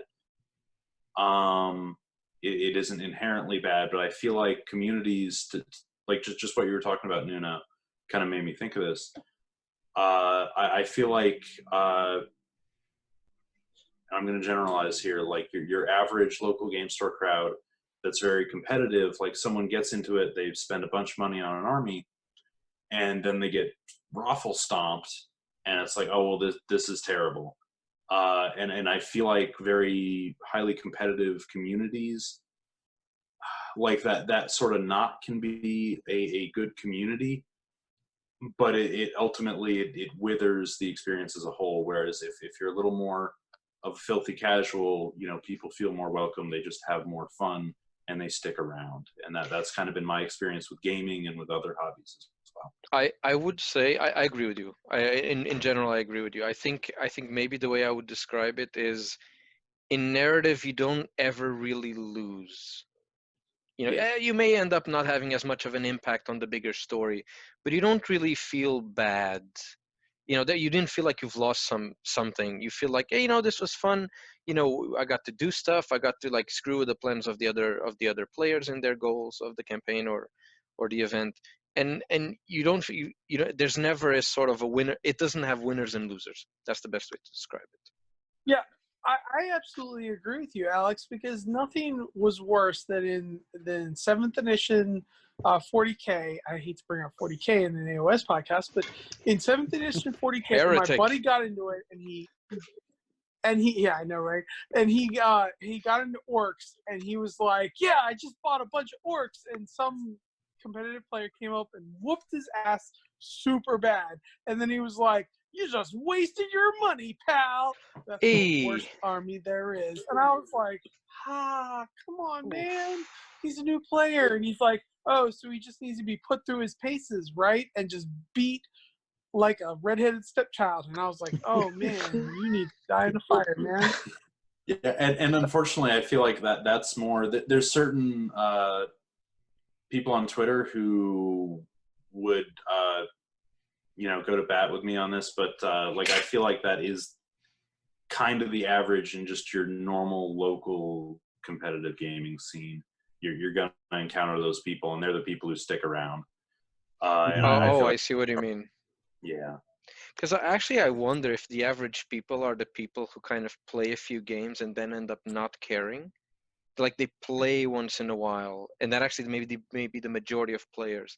But yeah, you're right. The ones who stick around are maybe people who play more competitively instead of changing to another game.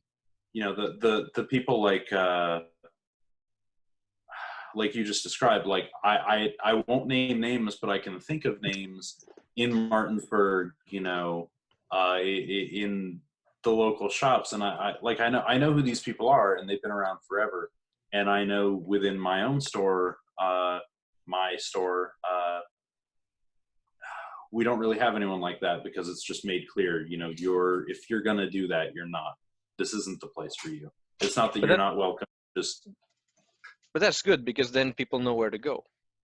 Yeah, no baby seal spankers. Yeah, see, I have the benefit. I have 4 players in my town here that really, when they play AoS with me or Warcry, they really enjoy it. John, Kyle, Isaac, and Chris are all.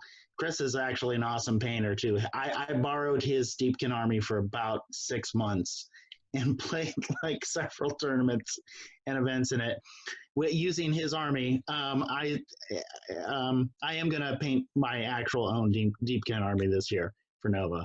So that's Oh my that's a god! promise. But Are you gonna play Age of Sigmar for real? maybe. Yeah, Unless if I don't paint them, if I don't paint enough, then I'm just gonna be playing Warcry. But no, those 4 guys, like each of them, like John is one of those guys that he's just really busy, and he'll play, you know, like 2 or 3 times a year. And when we get together to play, he's like, "I'm sorry, I don't even remember the rules for my army," and I'm like, "You know what? It doesn't matter. You're playing orcs. Like, you know what they do. Just line them up, charge them down towards me, and try to eat my fish." But you know, all those guys, it's like none of them play enough to you know, be competitive in that way. But I mean, you get together for a narrative game. I mean, there was a 3-player game that we did a while back, and it was just like it was just a reason to get together in my basement, eat some pizza, drink some beer, and hang out for a couple hours. And the game lasted all night, and I don't even remember if we finished it because we were all catching up on, you know, who's got a kid that's starting first grade, and who's got a new position at work, and it's just a good reason to hang out with friends, and a good excuse to get together with friends. And for me, it's a big part of it is that camaraderie. And on that, I need to go get a beer, and I think my wife is going to bed. And that is why you should play with smaller armies. Before you go, you gotta listen to this. Man, he's gone. Oh, okay, he's gone. All right. Guys, seriously, we need to get Aaron to nut up or shut up about this 2,000 point army. He needs to either bring it or swing it. I mean, he's taken up a spot in my Nova narrative, and he's like, "Oh, I don't know if I have a 2,000 point army." He's just gonna play Warcry. I would stake money on that right now. On what? Yeah, well, that he's only gonna do Warcry. I mean, he's organizing, so he's not playing. And you know, I didn't play a game last year, and I think I'm definitely going to play a game this year. We're talking about we recently play tested a game where we had a siege between 3 players versus 1 GM, and the GM was obviously like myself and Justin. And what we did was we took control of an army that was kind of AI controlled, and then we had the players siege that army and see whether or not they could defeat it. And it was pretty fun. They had a lot of fun. No, I mean, those sieges, thank you for playtesting all of that, because I felt the difference from 2018 to 2019. The first year I was like, oh my god, how is this even working? This is really hardcore gaming. And in 2019, it just, everything worked like a charm. I mean, we were exhausted. Were we doing, was it 30 minutes or 45 minutes a turn? Oh no, we did 20 minutes a turn. Remember that? And we're going to be doing 20 minutes a turn this year too. And I Oh my think that god, it was so exhausting. it's going to be. And I think we're going to do 2 sieges this year, at least 2 sieges. When What a marathon. it is going to be great. But you know, I remember you were talking earlier about players having to. I'm sorry, CEOs having to like say no to players, and I really felt bad because Alex came over and he asked me. He was like, "Hey, I've got this army and it's kind of neat, but it's really unconventional." Unconventional, excuse me. How would you play this, or is this okay? And I felt so bad telling him no because he had such a great army concept, but the problem was that we kind of based every single one of our battle plans around everybody having at least 1 hero keyword and 3 battle lines. You know what you need in a 2,000 point army. Okay, what did he have? All Stormcast heroes. Yeah, all Stormcast heroes. Oh, So I said, well, look, man, you're really not going to have a good time in, like, I don't know, 80% of our battle plans. So I'm going to have to ask you to bring 3 battle lines because that's what we need. And that's what you're going to need to have a good time and make sure that you get the right effect out of it. Out of curiosity, what's in the battle plans that needs the 3 battle lines? Is it just weight of models to hold objectives? Well, and sometimes it's weight of models to hold objectives. Sometimes it's that we have specifically battle lines scoring, and sometimes it's that we have specifically heroes scoring. So if you have a bunch of heroes, then in some battle plans it's going to be like, well, you just killed all 9 of my heroes, and that's going to give you 27 points, and I only had the opportunity to score, up to 20 points. Do you know what I mean? Okay. yeah. So- I think that's I know some people do a lot of that battle line scoring. I kind of generally try to, because I know people can bring like weird stuff. I generally try to make like my objective scoring like the most broad, like wounds based type thing possible. Just in case. In 2017, we ran a. Actually, I should say Brian ran a single battle plan where only wizards could score, and we got so much flack from that. So the first thing that Justin and I said was, okay, the only thing that scores and the only thing that we can absolutely plan on is that everybody will have at least 1 hero and 3 battle lines. So we have to make sure that was the mainstay of all of our battle plans. You know what I mean? Like, so everybody, no matter what kind of weird ass army they brought, could score. And one monster. I'm sorry, because that monster occur. So I will not have the resources monetarily or otherwise to pull this off. What I'm hearing is I should bring the One Watch Templar member that's called he's Brother Theodoric, the Fist of Empire, and my 2,000 point list for him was going to be Lord Celestin on Stardrake, so hero and monster, 70 Liberators. And he just has a giant... 70 Liberators. Huh? Yep, that's 2,000 points. So do you own 70 Liberators? Hey. No. That is going to be really interesting. And, I would love to play against that. And I'm sure other people would love to, too. And I think that... It's not happening, but... Well, the best thing about this is that if you don't like your army about halfway through, you can always just change it. I mean, it's no big deal. That's true. That's something that I really appreciated at Nova, that people allow that to happen. I told Dan last year too. I said, "Hey Dan, if you find that you're like really crushing people, then feel free to change your army to not do that, please." Yeah. So and he was like, "Okay, no problem." What I'll probably end up doing is writing several different lists, and then depending on the game, I'll sub out which one I want to use. But I would love to see those like heroes. The list available before you come up to your opponent. So if you come up to your opponent and you're like, oh, he's a Seraphon, I don't want you to be like, oh, let me get my Seraphon whooping list up, or anything like that. But the Do you know what I mean? Yeah. I see. So list that- tailoring, you mean? Yeah, no list tailoring, but feel free to change your list in between rounds. Mhm.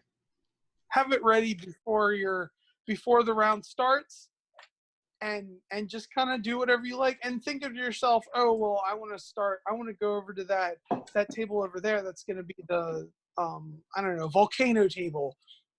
So let me bring this list. That seems like it would be narratively feasible. Yeah, I guess the only reason I said different lists is because I hate trying to modify lists on the fly. It's just more easy to be That's like, true. okay, this game I feel like running whatever. So Because I if you don't, haven't played- yeah, go ahead. if you don't modify them, if you actually either the event can include something that has to do with like the model, they're the same models from battle to battle, so you can establish some sort of narrative or something, or you may want to do that yourself, even if the event doesn't prompt that. Like Ricky Smith did in I think it was Warhammer Achievements and the Midnight Tomb. Like nobody asked him to do it. He just brought a sheet like whoever dies. That's it. It's off my army. Yeah. Well, and I thought of that too, since I own like 3,000 points of just Stormcast heroes. Like I thought, like, well, if one of them just dies, like then they're off to get reforged, and I can't take them anymore. So Until the That's next all. event, yeah, because then at least they're reforged. Yeah, that works. At least they're reforged. You know what's awesome is that when I looked at the page that told all the players, on Nova, I knew 20 out of those 27 players, and that was so nice to be able to know. Okay, well, these 20 are people that they're known entities, and I know they're not going to be like, oh, I'm so competitive. Ooh, look at me. I'm like edgy Spider-Man from Spider-Man 3.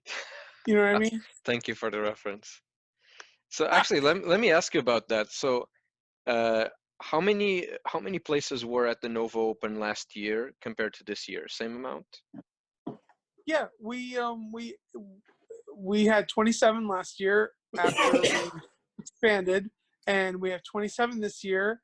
And then if we have any room available, if we get any extra tables, then we'll expand some more. It's all about what they want to give us. If they want to give us more tables, we'll build more terrain. That's how it is. So what you're saying then is that you've seen a drop in, so the same players keep coming back for more because they're addicted. But do you see a lot of new players also becoming more interested in kind of feeling, oh man, I didn't get a ticket for the Nova Open? Well, last year at about this time our wait list was 35, and this year I think it's at 47 right now.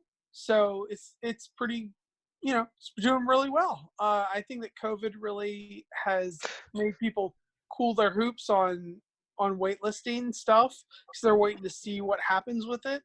But overall, everybody is, we've got a lot of people on the wait list, and we're pretty happy with that. Oh yeah, I went from like 19th on the wait list and I got in last year, so I recommend everyone to just jump in. Yeah, we got to 127 last year. I want to say 127 on the wait list. Wow. Yeah, because what will happen is a lot of people will get on the wait list, and then when they send them their emails, people won't respond. So, after like 24 or I think they get 48 hours after they get their email to respond. And if not, it just goes to the next person on the wait list. And we went to 127 and we ended up with a completely full event. And this year we're going to have a completely full event with maybe a few on the side and one or two celebrities. Celebrity. How many? Maybe you don't want to say how much. So Alex, you're coming this year, right? Yep. All right, we just Duncan, you just need to join us. I do. I've got to figure out how one of these days.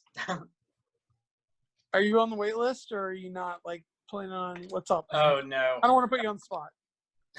No, the hotel and the travel and I've got two little ones, so it's a lot. It's like a 6-hour drive for you, isn't it? Yeah. All the way up to Washington D.C. Yeah. That's a significant drive. That's Yeah, most of the day right there, just driving. Yeah, I've got three little ones myself, so I feel your pain. I leave them though. I'm just like, you can take care of yourself. Just like leave them in the car with the windows Right. cracked. Learn to fly. No. We leave them at home with lots of dog food. Don't worry, it's fine. Yeah, they can eat that. It's fine. No, they're 13, 11, and 9. We make sure we always have somebody come and stay with them. I'm learning so many parenting skills here. Yeah, and I mean, like, we have a long-standing tradition of trying not to send away players if they come over and say, we want to play. We bring them to the restaurant and say, here, give Nova Open some money and play, right? Yeah, usually giving Nova Open money is like $10. So. Well, this But, year it's yeah, 40, I mean- and it's great. Well, and that's always been the caution is like, well, you know, if players are expecting one-on-one game, because we do a lot of, you know, so this is a big plus with narrative is you have an odd number of players in your group, you just put together a 3-player game. It's problem solved. Yep, we triumph and treachery it up. No problem. Yeah. Actually, I wanted to ask you guys, I've tried the other day, which I hadn't tried before, a 3-way game of alternating phases. And it was the most fun I've ever had with Age of Sigmar. I did that the other day, and it was really cool. It was so good. It was really great. I feel I love how that's going, and I really think that's where AoS is headed, alternate phases. Because if you look it just needs to have 2 combat phases, one after the other, to be balanced. Well, if you look at how 40K Apocalypses run, it's alternating phases, and I think that if AoS kind of adopted that, then we'd be really doing really well. I mean, keep everything as it is, and then just do alternating phases. Has anyone else done it? Or just play Warcry. Oh, God damn you. Fuck. Has anyone done it? Has anyone done that? No. Yeah, Alex and Because- Duncan, have you guys done the alternating phases? No. No. It's fun though. It feels like a different That's game. a jumping point in a kind of a free-form narrative event that, like Nova is, compared to maybe some other events, that there's a lot of options. And if players decide, you know, like we were talking about some players deciding to make their own guild and splitting away from the, you know, I mean, it's just a rumor, for example, but I heard that there's 2 players that are actually going to plan to play with their AoS armies, but using the Lords of Erewhon rule set that Rick Priestley designed recently for Warlord games. How do you feel about that? How do you feel about that, Tucker? I'd have Have to you heard look that at- rumor? I have not. Is that you? Is that you and Nuno? You don't like Hey! me, Bostian? You hear me? Don't get me You don't involved in lie this. to me. And Do if not get me players involved in come up this. and they want to use the Kings of War rules and Tucker, if No, I wanted, yeah. Tucker, if I wanted to blow up your event, you wouldn't know it right now. You know what? I challenge you to do that, buddy. You go right I'm ahead, joking. because by the time you get there, we will have play tested that thing to hell and back. But I do like that people experiment with other solutions. On the other hand, have any of you had narrative players who, because the whole thing is that when you win a priority roll for a turn, it's not that you move first in the next turn, it's that you choose who moves first. So am I the only one that's witnessed narrative players that say, like, no, it totally makes sense for you to go first this turn? To No, their it's because I opponent? have endless spells. It's not because I'm a narrative player. That. Yeah, well, the endless spells, and when the endless spells came out, I was like, this finally fixes this whole problem, because now people will be wanting not to take the double turn. Yeah, because for me, I so much like to play a narrative game, and I love that feeling where it's like we get to turn 5, and it's like there's still a chance that it could go either way. Well, that's why sometimes I win priority and I give it away to my opponent. So I don't know. Does anyone else have that happen where you have a narrative player who just says, no, let's this is going to be more interesting if you go first. I do it because otherwise I'll win, and that's terrible. If I get double turn, Well, I'll win. That's how it is. Duncan's stoic expression feels like you do not deal with this at all locally, do you? Honestly, I was don't. thinking I've about- actually been sitting here thinking about chiming in with you know, I really like the double turn from a narrative standpoint because part of my focus is on the stories that people tell afterwards. A lot of the people in my group are really good storytellers, and they will, you know, regale their friends with the battle that happened. And I feel like double turns are a pivotal moment in the story of a battle. Like, you can see that focal point where the tide turned. Either the person who was winning just finished the job, or the person who was losing has a chance for a daring return, you know. And if the person who's winning finishes the job, it seems to me like it's just wrapping it up, you know. It's getting it over and done with. Let's not prolong the suffering. And if you get a chance for a great comeback, like, that's awesome too. But it seems to me like it's a better story. No, I understand why they introduced it, but it definitely sparked a lot of strong feelings. Oh yes. Oh, yeah. So can I take a moment to shamelessly plug my own event? And Please do. This straddles the straddles narrative and the double turn priority roll thing. So a character we introduced in Animosity 1 is Irkut the Spineless Thousand Eyes, and the reason he's the spineless is because he doesn't like leaving things to chance. So like our narrative for him is that he became a Varangard not through the normal like Black Pilgrimage progression thing, but he went into a Silver Tower and got a favor, and a Gaunt Summoner made sure that he became a Varangard. So he leaves, you know, he wants what he wants, and he cuts corners to get that done, and that's not very honorable. So I've actually been working on my Irkut model here, and There's a little bit more paint on it now. yeah, a little bit more. So for his war scroll, what we're going to do, what we've been working on, is you'll roll for priority the turn before. So like when you go into the first turn, you roll to see priority for the second turn. So it's you're always, you know, who's going to get the double turn that whole previous turn if he's in that game. Oh, there's another war scroll or special that also has that mechanic. Isn't that true? I don't. Is this a Zinch rule? Like you?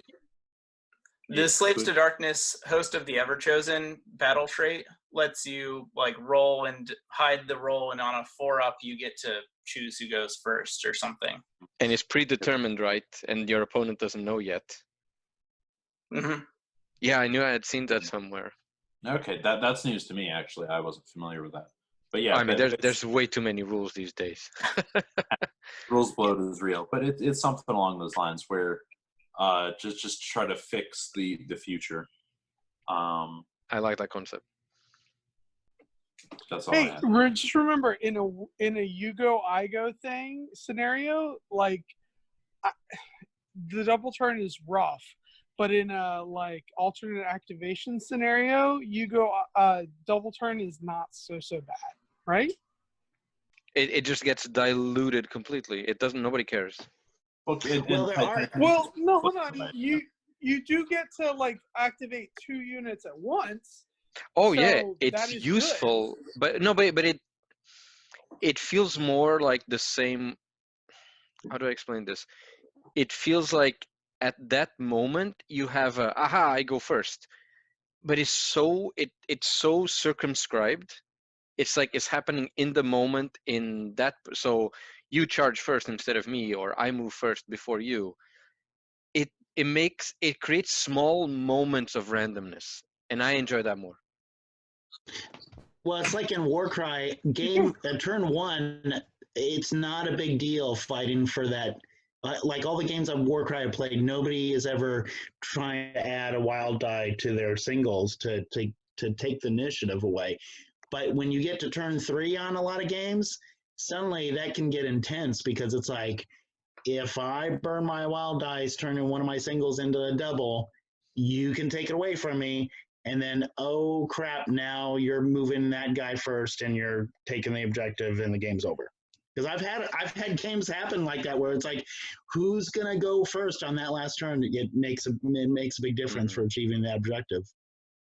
And I like that. I'm really curious to see how this works with Tucker's event, because I like that idea of having, you know, that final turn, like this is the do or die moment. This is where the roll off is gonna be.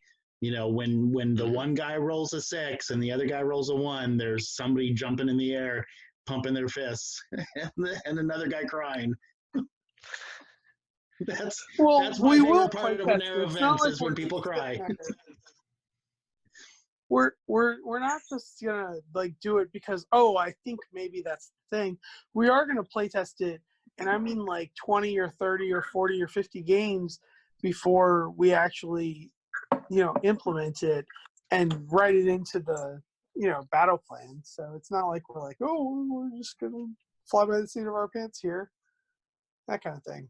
Well, you know, that is a Nova tradition. I'll point out 2016, the playtesters that were involved in playtesting that first Grand Narrative event didn't do their job, and they were all sacked. They were sacked. 2016, also known as the year that was the first year. That was fun. Yeah, remember when you were climbing that ziggurat and that game lasted for like 37 turns? But fortunately, everybody only had one hero model to play. Well, because the healing was so overpowered, it was just like, well, I just heal. Now I'm back to full strength. So that game still was over in like an hour and a half. But the funny thing was it lasted like 37. And it was like one hero climbs up to the throne and heals. And then the other two were like, well, we're going to knock him out. And then they fight over the throne, and then the one gets it and then heals. And by that point, the guy down that got knocked out is climbing back up and then makes a new. It was a great 3-player game because in the end, Tucker's wife stabbed him in the back to be Kingmaker. As she usually does. Yes. Oh, that was so much fun for me to watch. See, this is the thing that was either it was the 2016 or the 2017 that I first got wind of any of this was actually happening, because there was an article on Warhammer Community that talked about, oh, you know, the legendary grand narrative at the Nova Open ESO ships in a ziggurat, and I say, what the hell is happening here? Fortunately, I had a really good intern working for me that year, so. He wrote that. So before you guys, so you guys have been doing this like organized event for too long. So I'm a rando who just arrived at some point. So what are you guys like not playing in big organized events, kind of trying to do narrative locally? How do you see these big events, or how you never saw them actually? What are you talking about? Yeah, you don't know. You've been there since the beginning. I assume that was it, Duncan and me. Yeah, the two of you. All right, Duncan, you want to go first, or? I mean, honestly, the way I see them, I guess, is mostly just through pictures and occasionally getting like the campaign packs that I can rifle through and look for things to reuse. You know, because like I said, it's hard for me to travel to any of these sorts of things, but I love seeing the recaps and trying to find things to make my own. Well, and I don't know if this is actually implied in your question, Nuno, but like one of the things that I wonder about is, do you ever have any players that are like, you know what, I saw this thing about Realms at War, or I saw this thing about Holy Wars and it looked awesome, and I heard somebody talking about narrative events, and I'm interested in this, and that's why I'm showing up. I've had it happen one time for me. Yeah. No. I'm the one who's plugged into all this stuff, so it's really just me pilfering things and making it look like I was really competent. Yeah, same. Outside me, my players don't really care. So. And it's not only that they don't care. Do they see other?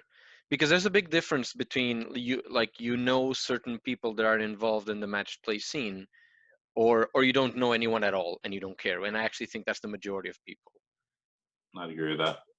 So you're so you would say that do you have players that are tapped into some of the personalities of the match play, but I have no idea the narrative events?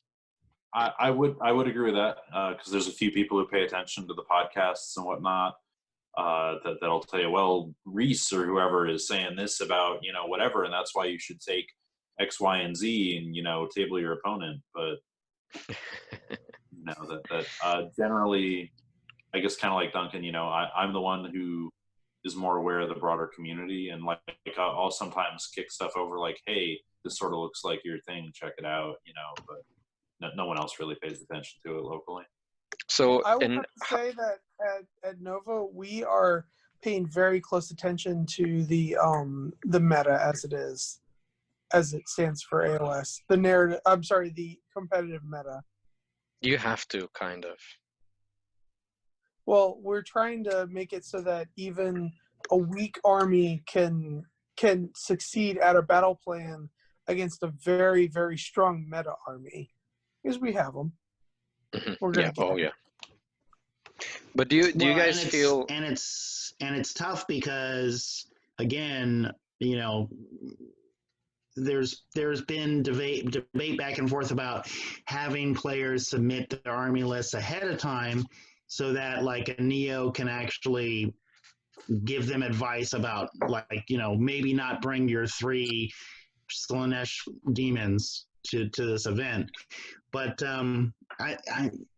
Nova's never worked that way. So it's tough to try to sit down and take stock of all 30 army lists that everybody just handed you right before your event's about to start.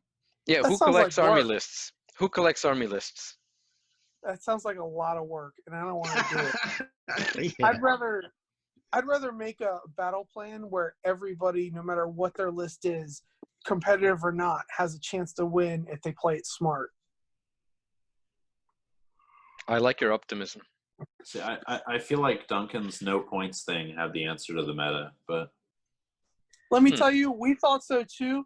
But in 2017, everybody just had a lot of questions every single game, and it was a pain in the ass.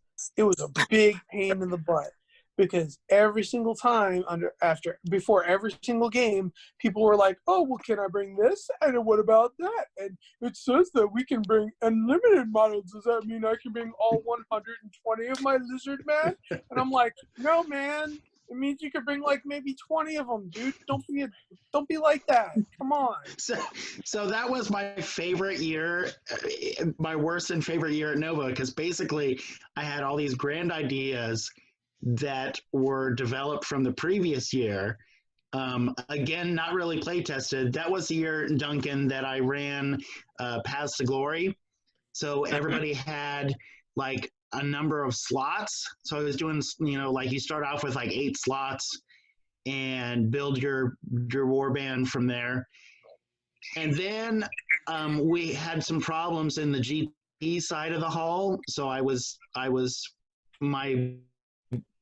my duties were required to deal with some shitheads in the GP. And basically I turned to Tucker and I was like, "Dude, you played last year. You've got a big booming voice. You can handle this while I spend the rest of the day over on the other side of the event, right?" And he's like, "Yeah, sure." Those people were like, they were like, "Are you supposed to be telling us what to do?" And I was like, "Yeah, Aaron gave me total leeway. No problem." I just handed him the scepter and I was like, "You read the pack, right? All right, it's all you." Hey, I mean, that's a big feat, reading the pack, huh? Yeah, I definitely read the pack. Actually, let me ask these questions. Let me ask. So, how good are players reading your packs, Duncan? Never. They read my packs sometimes. When I envy your optimism. when Well, I he did does a make short custom- and sweet packs too. That's true. Yeah, and the custom Commander War Scroll that I tried after seeing it crop up all over the internet, players arrived with it printed out already and customized. So they're paying attention. They're just not necessarily reading unless it piques their interest. I've Mhm. noticed something which I don't know if it's true, at least in my events. People are very good at reading the part of the pack that they need to put together their army. As soon as they've built what they Yeah. need, nothing else matters. But the part that they need to build it, they read. And the a prize little list. secret that I learned that works well with my group now is that I put a little like secret code word in the pack, and I'll just put it in like kind of a random spot. Like there was a fox hunt where I was just like in the description for the bard prize, it was like, which is the most boring prize for most of the players in my group, was just like, and if you write bard in your registration form or whatever it was, then you get like a bonus 20 coin or whatever. It was something crazy like that. And I had a couple players that caught it. They didn't share it with everybody else. But when I got those submissions, I was like, oh, you actually read every single word of the pack because you actually caught that thing and flagged it. And I think Alex was one of those too. That's very and then when they clever. showed up, it was like, by the way, I just want to point out to everybody that I know these couple of guys read the whole pack and followed the instructions, so that's why they're getting this bonus. I like that. And really and awesome. since then, the players know when they look at my events, I feel like I have a higher proportion of players that read the pack. And there's still a couple that don't, but and there's always Ben who says, "Well, I read it last night." It's Or better than nothing. I read it when I was taking a shit this morning before I got my models in the car. Sorry I didn't send you the thing, but anyway, Well, lots no, of little you know tricks. what? I will say the first time that we went to a Nova Open, we not only read the pack, but I wrote a 3,000-word email to Aaron asking him Oh, all you kinds of did. questions. Yes, And- you did. And it must have been really awesome to him because it spoke to him. It said to him, hey, there was somebody or maybe two people who read the pack and have all kinds of questions. Well, that's what you think, because what he actually wanted was just to retire and have someone run this stuff for him. It's been a very long con, It has been and he's very long. achieved that goal now. That first email, I was just like, this Matt Tucker, little does he know what I have in store from him 4 years from now. Man, we were just sitting there, me with my Bretonians, thinking this AoS stuff will last forever. And my Bretonians are forever, buddy. They'll never go away. Onions are forever. It's true. They're undead now, by the way. Oh, thank you for that.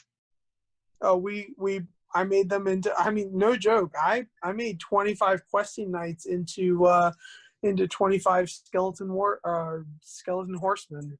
So now that's what they are. Oh, I thought you were just playing them as flesh eater courts. Yeah, that's No. where I thought where you're going with that. We made some of them into flesh eater courts, but most of them we made into skeletons because we had the skeleton parts. So and some of them are vampires. Grail knights are vampires, and What about the Peg Knights? You didn't do Peg Knight? Pegasi with like feathers falling off and skeleton bones showing. That's your next point for that army. I had 3 Pegasus Knights, and I gave the Pegasus parts to my daughter, and then I made the Knights parts into part of my undead. They were the unit champions. I want to see more Bretonians on the field. They should just make them all free guild and allow them all to be played together. That would be so much fun. Wait, didn't somebody do that or propose doing that? What do you mean? I released a document. It's up to me if people want to use it. Yeah. That I called it the refugees of the mortal realms. There's so many models out there. They just decided to remove the keywords for some stupid reason. Mm-hmm. I don't So know. competitors wouldn't cry. Because they can't get it. Is that the reason? Yeah. So that they can't get an edge with a out of production model. I don't think that would give them an edge. And That's the. there for a while. Do you think some of them are actually quite stronger? I don't trust competitive players not to break the game. Fair enough. I I agree think with you have them on that. experience with that. Alex, I agree with you. So just something I want to jump in with that I was thinking about while you guys were talking that surprised me was when I ran Path to Glory. So it was kind of a homebrew Path to Glory. We changed and threw out a bunch of rules, and I don't know, learned a lot. It really wasn't what I wanted it to be. But one really surprising thing that came out of it was that I had a player ask, like, so that there was this one battle plan in the Path to Glory book called, like, the Sacrifice or something. And I had a player who was like, well, this is cool, but I'm not really happy with the way it's written. Can I rewrite it? And, we'll play that. I was like, sure, cool. Let's do that. Nice. So then that sparked off a couple other people like, well, I want to write a battle plan. And by the end of the event, like, I should really post this stuff to Neon, I guess, because I ended up with 14 custom battle plans that were written by players. Like these were the things that they wanted to do.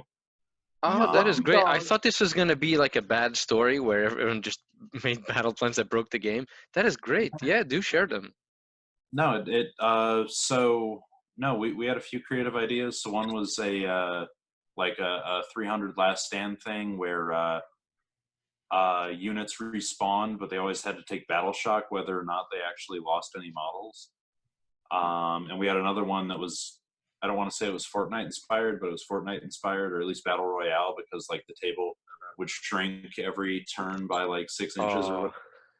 So I think we have a lot to learn from online games and multiplayer games, because there's so many cool ideas that you can do, and because the online games are good at creating experiences. Yeah, and I think there's a lot of ideas we can steal for events. And I would completely agree with that. And like there's even a mechanic from Battlefield 1 I was playing a couple years ago with the operations game type. Like there's stuff from there I want to steal someday. But I think the moral of the story is, like, we as designers, like, yeah, we can look, event organizers, we can look at online gaming, other events or whatever.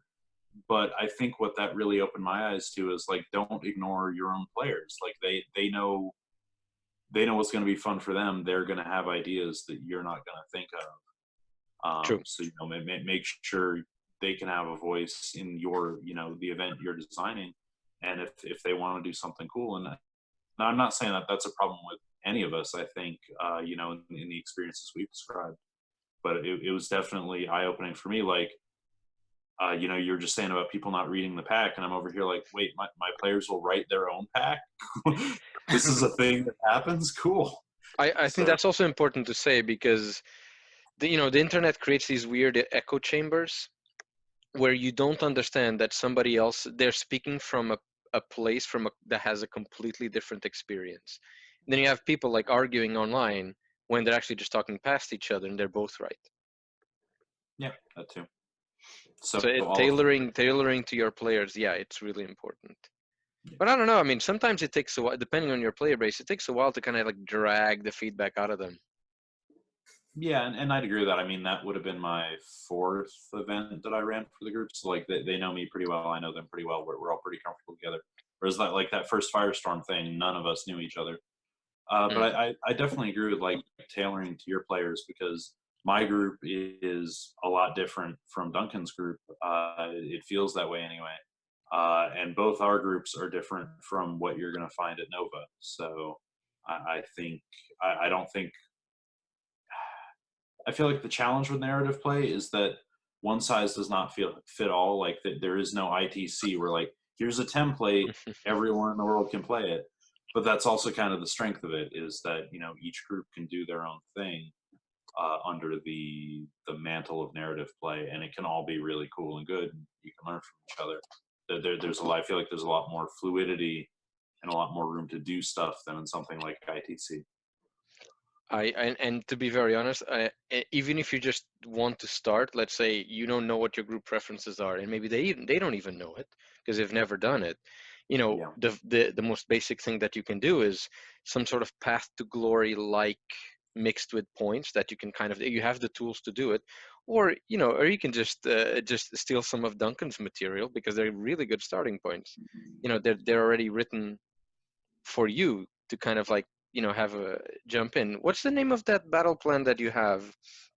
It's not a battle plan, it's like a sort of a system of narrative objectives. Is it Clash of Champions or Clash of Heroes? Oh, Stuff of Legends. Yes, that would be, I would say, the starting point to kind of like make narrative objectives in every battle. That is really good.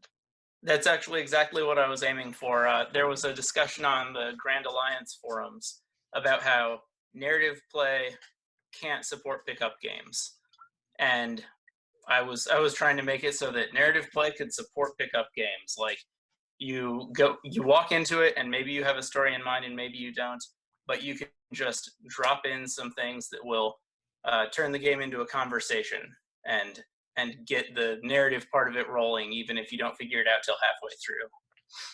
The part that I like is that you have all these tables that you can roll, and it defines what your objectives are for your army, and then what you're supposed to do with them to win. And they can be different to that your opponent needs to do, right? Right. So you've got the lopsided battles, and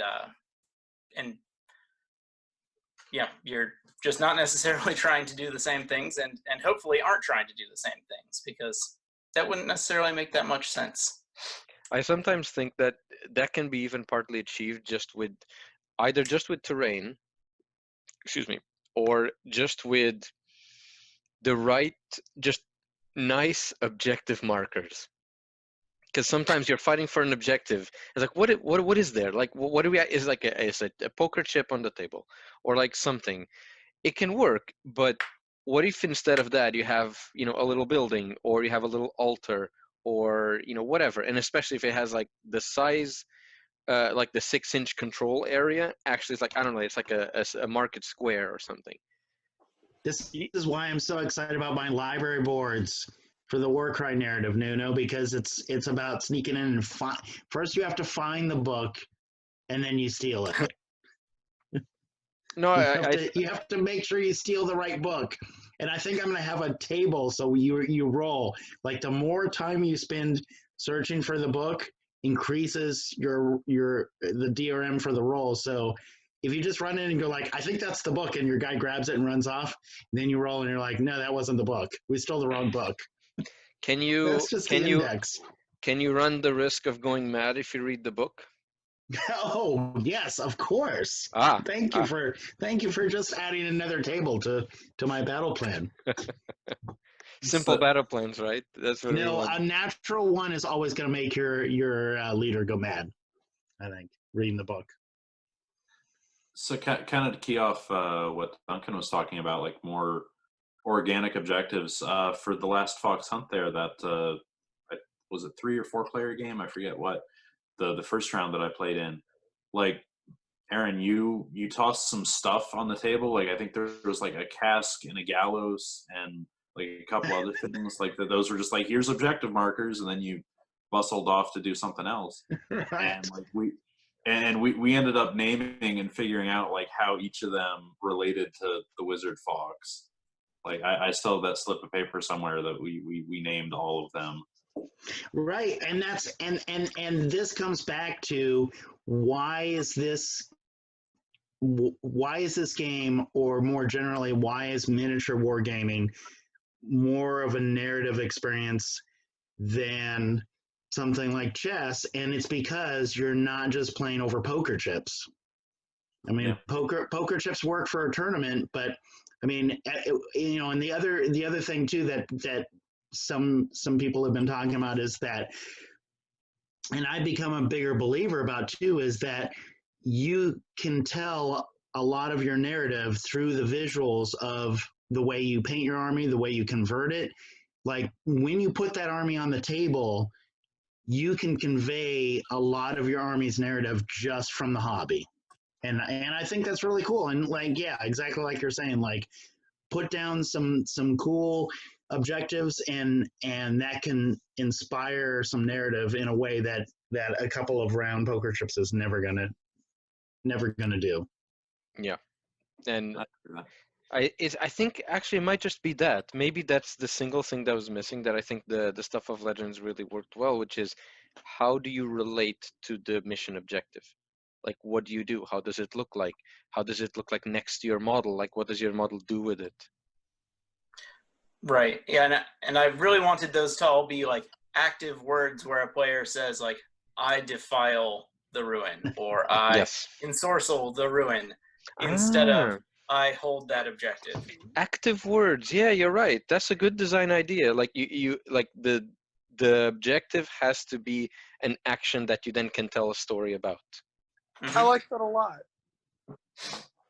Yeah, it's from I picked it up from like indie role-playing gaming.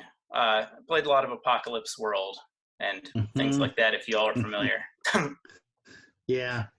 Gonna go ahead and steal I'm that. not, but I'm not familiar, but I'm definitely gonna steal that.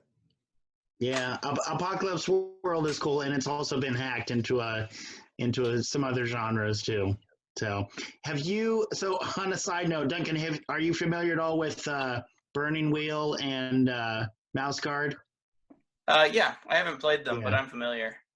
Yeah. Do you collect a lot of role-playing games that you don't play?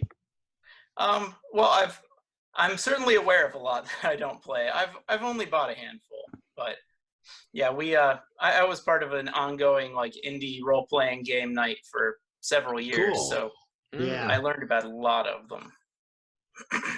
Yeah, and one of the things that, and this is totally going into a side thing, but one of the things that I've really been, that seems to be kind of a hot thing lately is the GM-less games, the story games.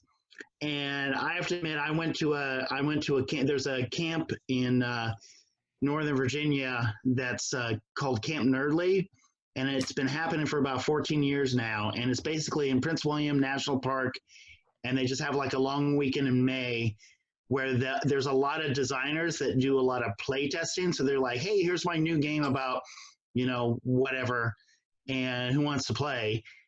And that actually was my first experience with Jeep form role playing, the Scandinavian like kind of improv theater role playing. And Right. I just remember going like, wait a second, I just walked into a room by accident. I didn't sign up for but I was like, there's like 5 people around a table just talking in character to each other, no dice, no pen or pencil or sheet, and it blew my mind a little bit, but so I don't think I can.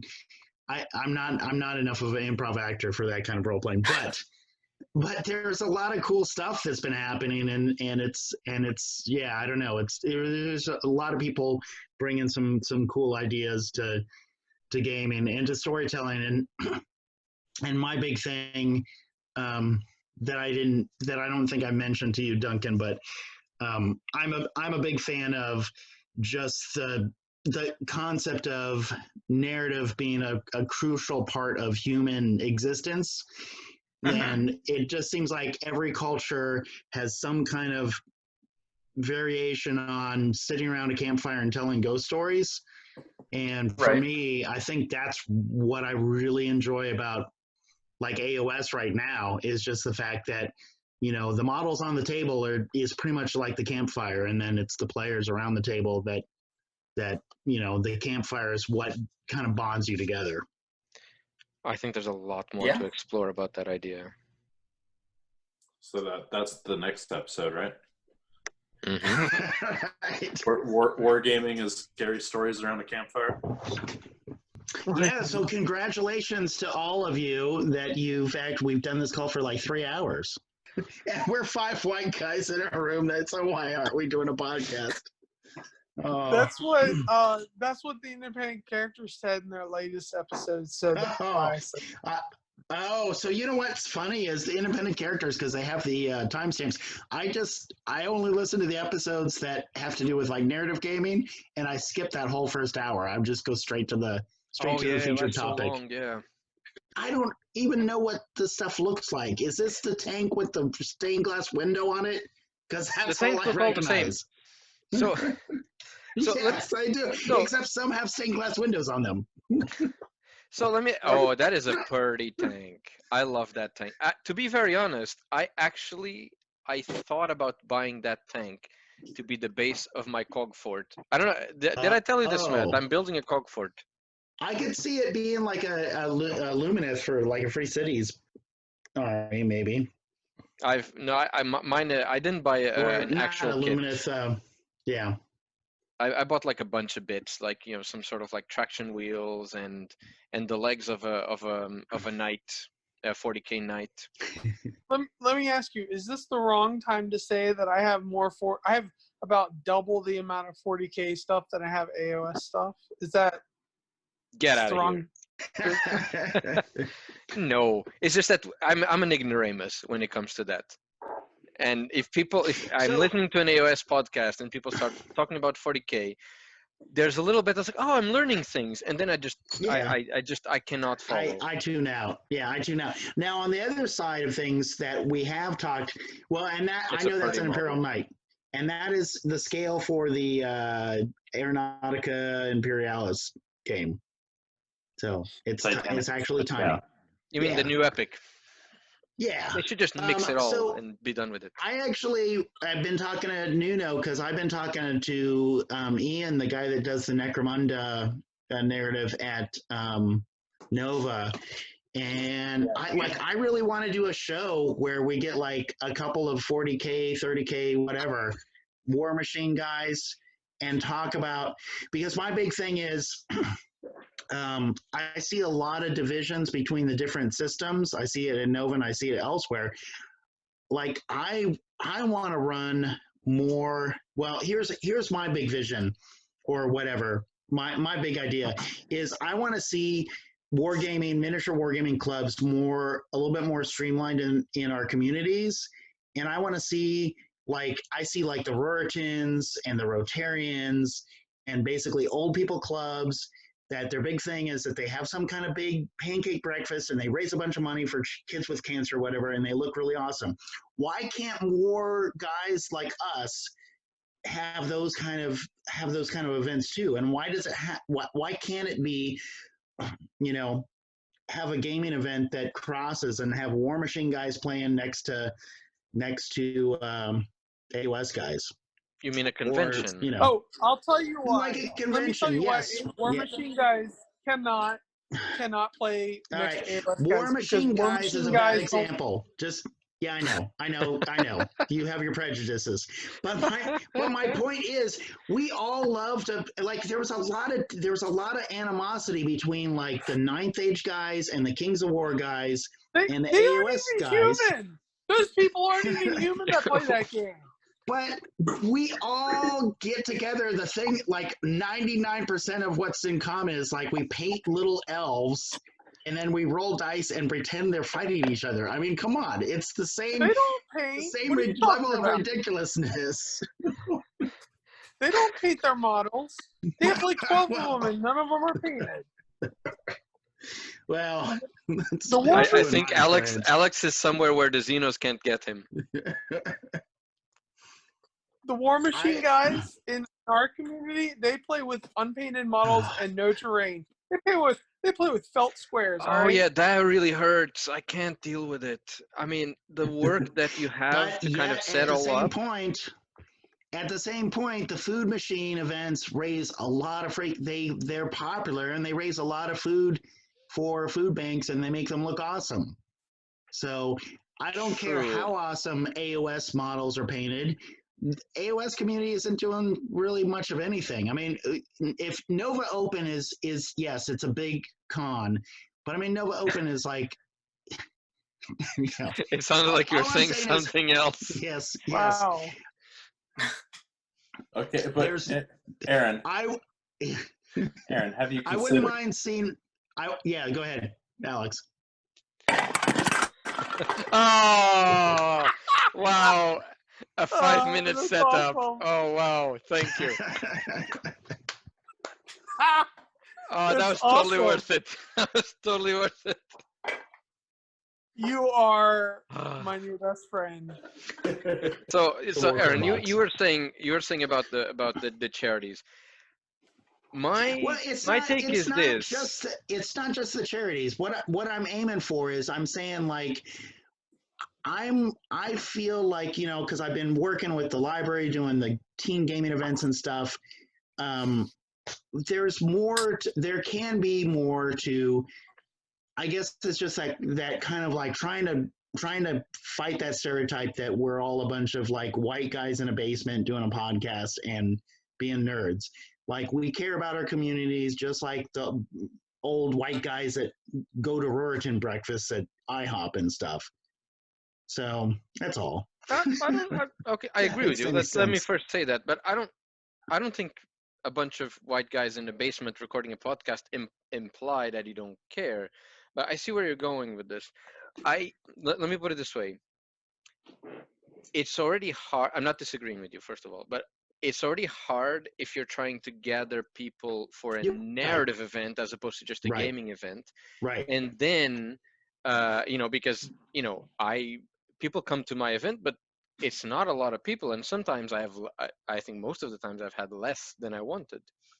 So when you're trying to kind of gather, if you want to kind of do a charity or either charity or a community-oriented thing, in a weird way, you start giving away the power that you have to control your event, because now you actually absolutely need other people to make parts of your event work other than just the game in itself. And I think it's possible, but I think if you've been running games locally for some time with the same group over and over, it becomes much easier to do that. So maybe that's something you deploy. It's like you hold on to it, and then when you're ready, you start off, guys, what about if we just start doing a few games for like a local charity or like, local vets or food banks? Or even like Gaming Life, because Gaming Life is a huge thing in the video game community. And there was a little bit of Extra Life, you mean? Right, Extra Life, yeah. Life. And there was a little bit of that last year where people were like, well, we're actually going to get together and play like Warhammer, which was awesome. But there was also some of that where it's like, well, I thought it was just a video gaming thing. I don't know. So that's where I'm going with my big thing is narrative.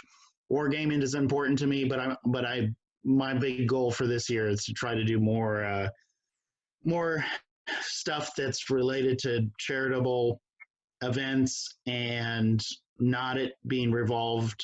Now I've had too much to drink. Not having it revolve around selling drinks at Nova.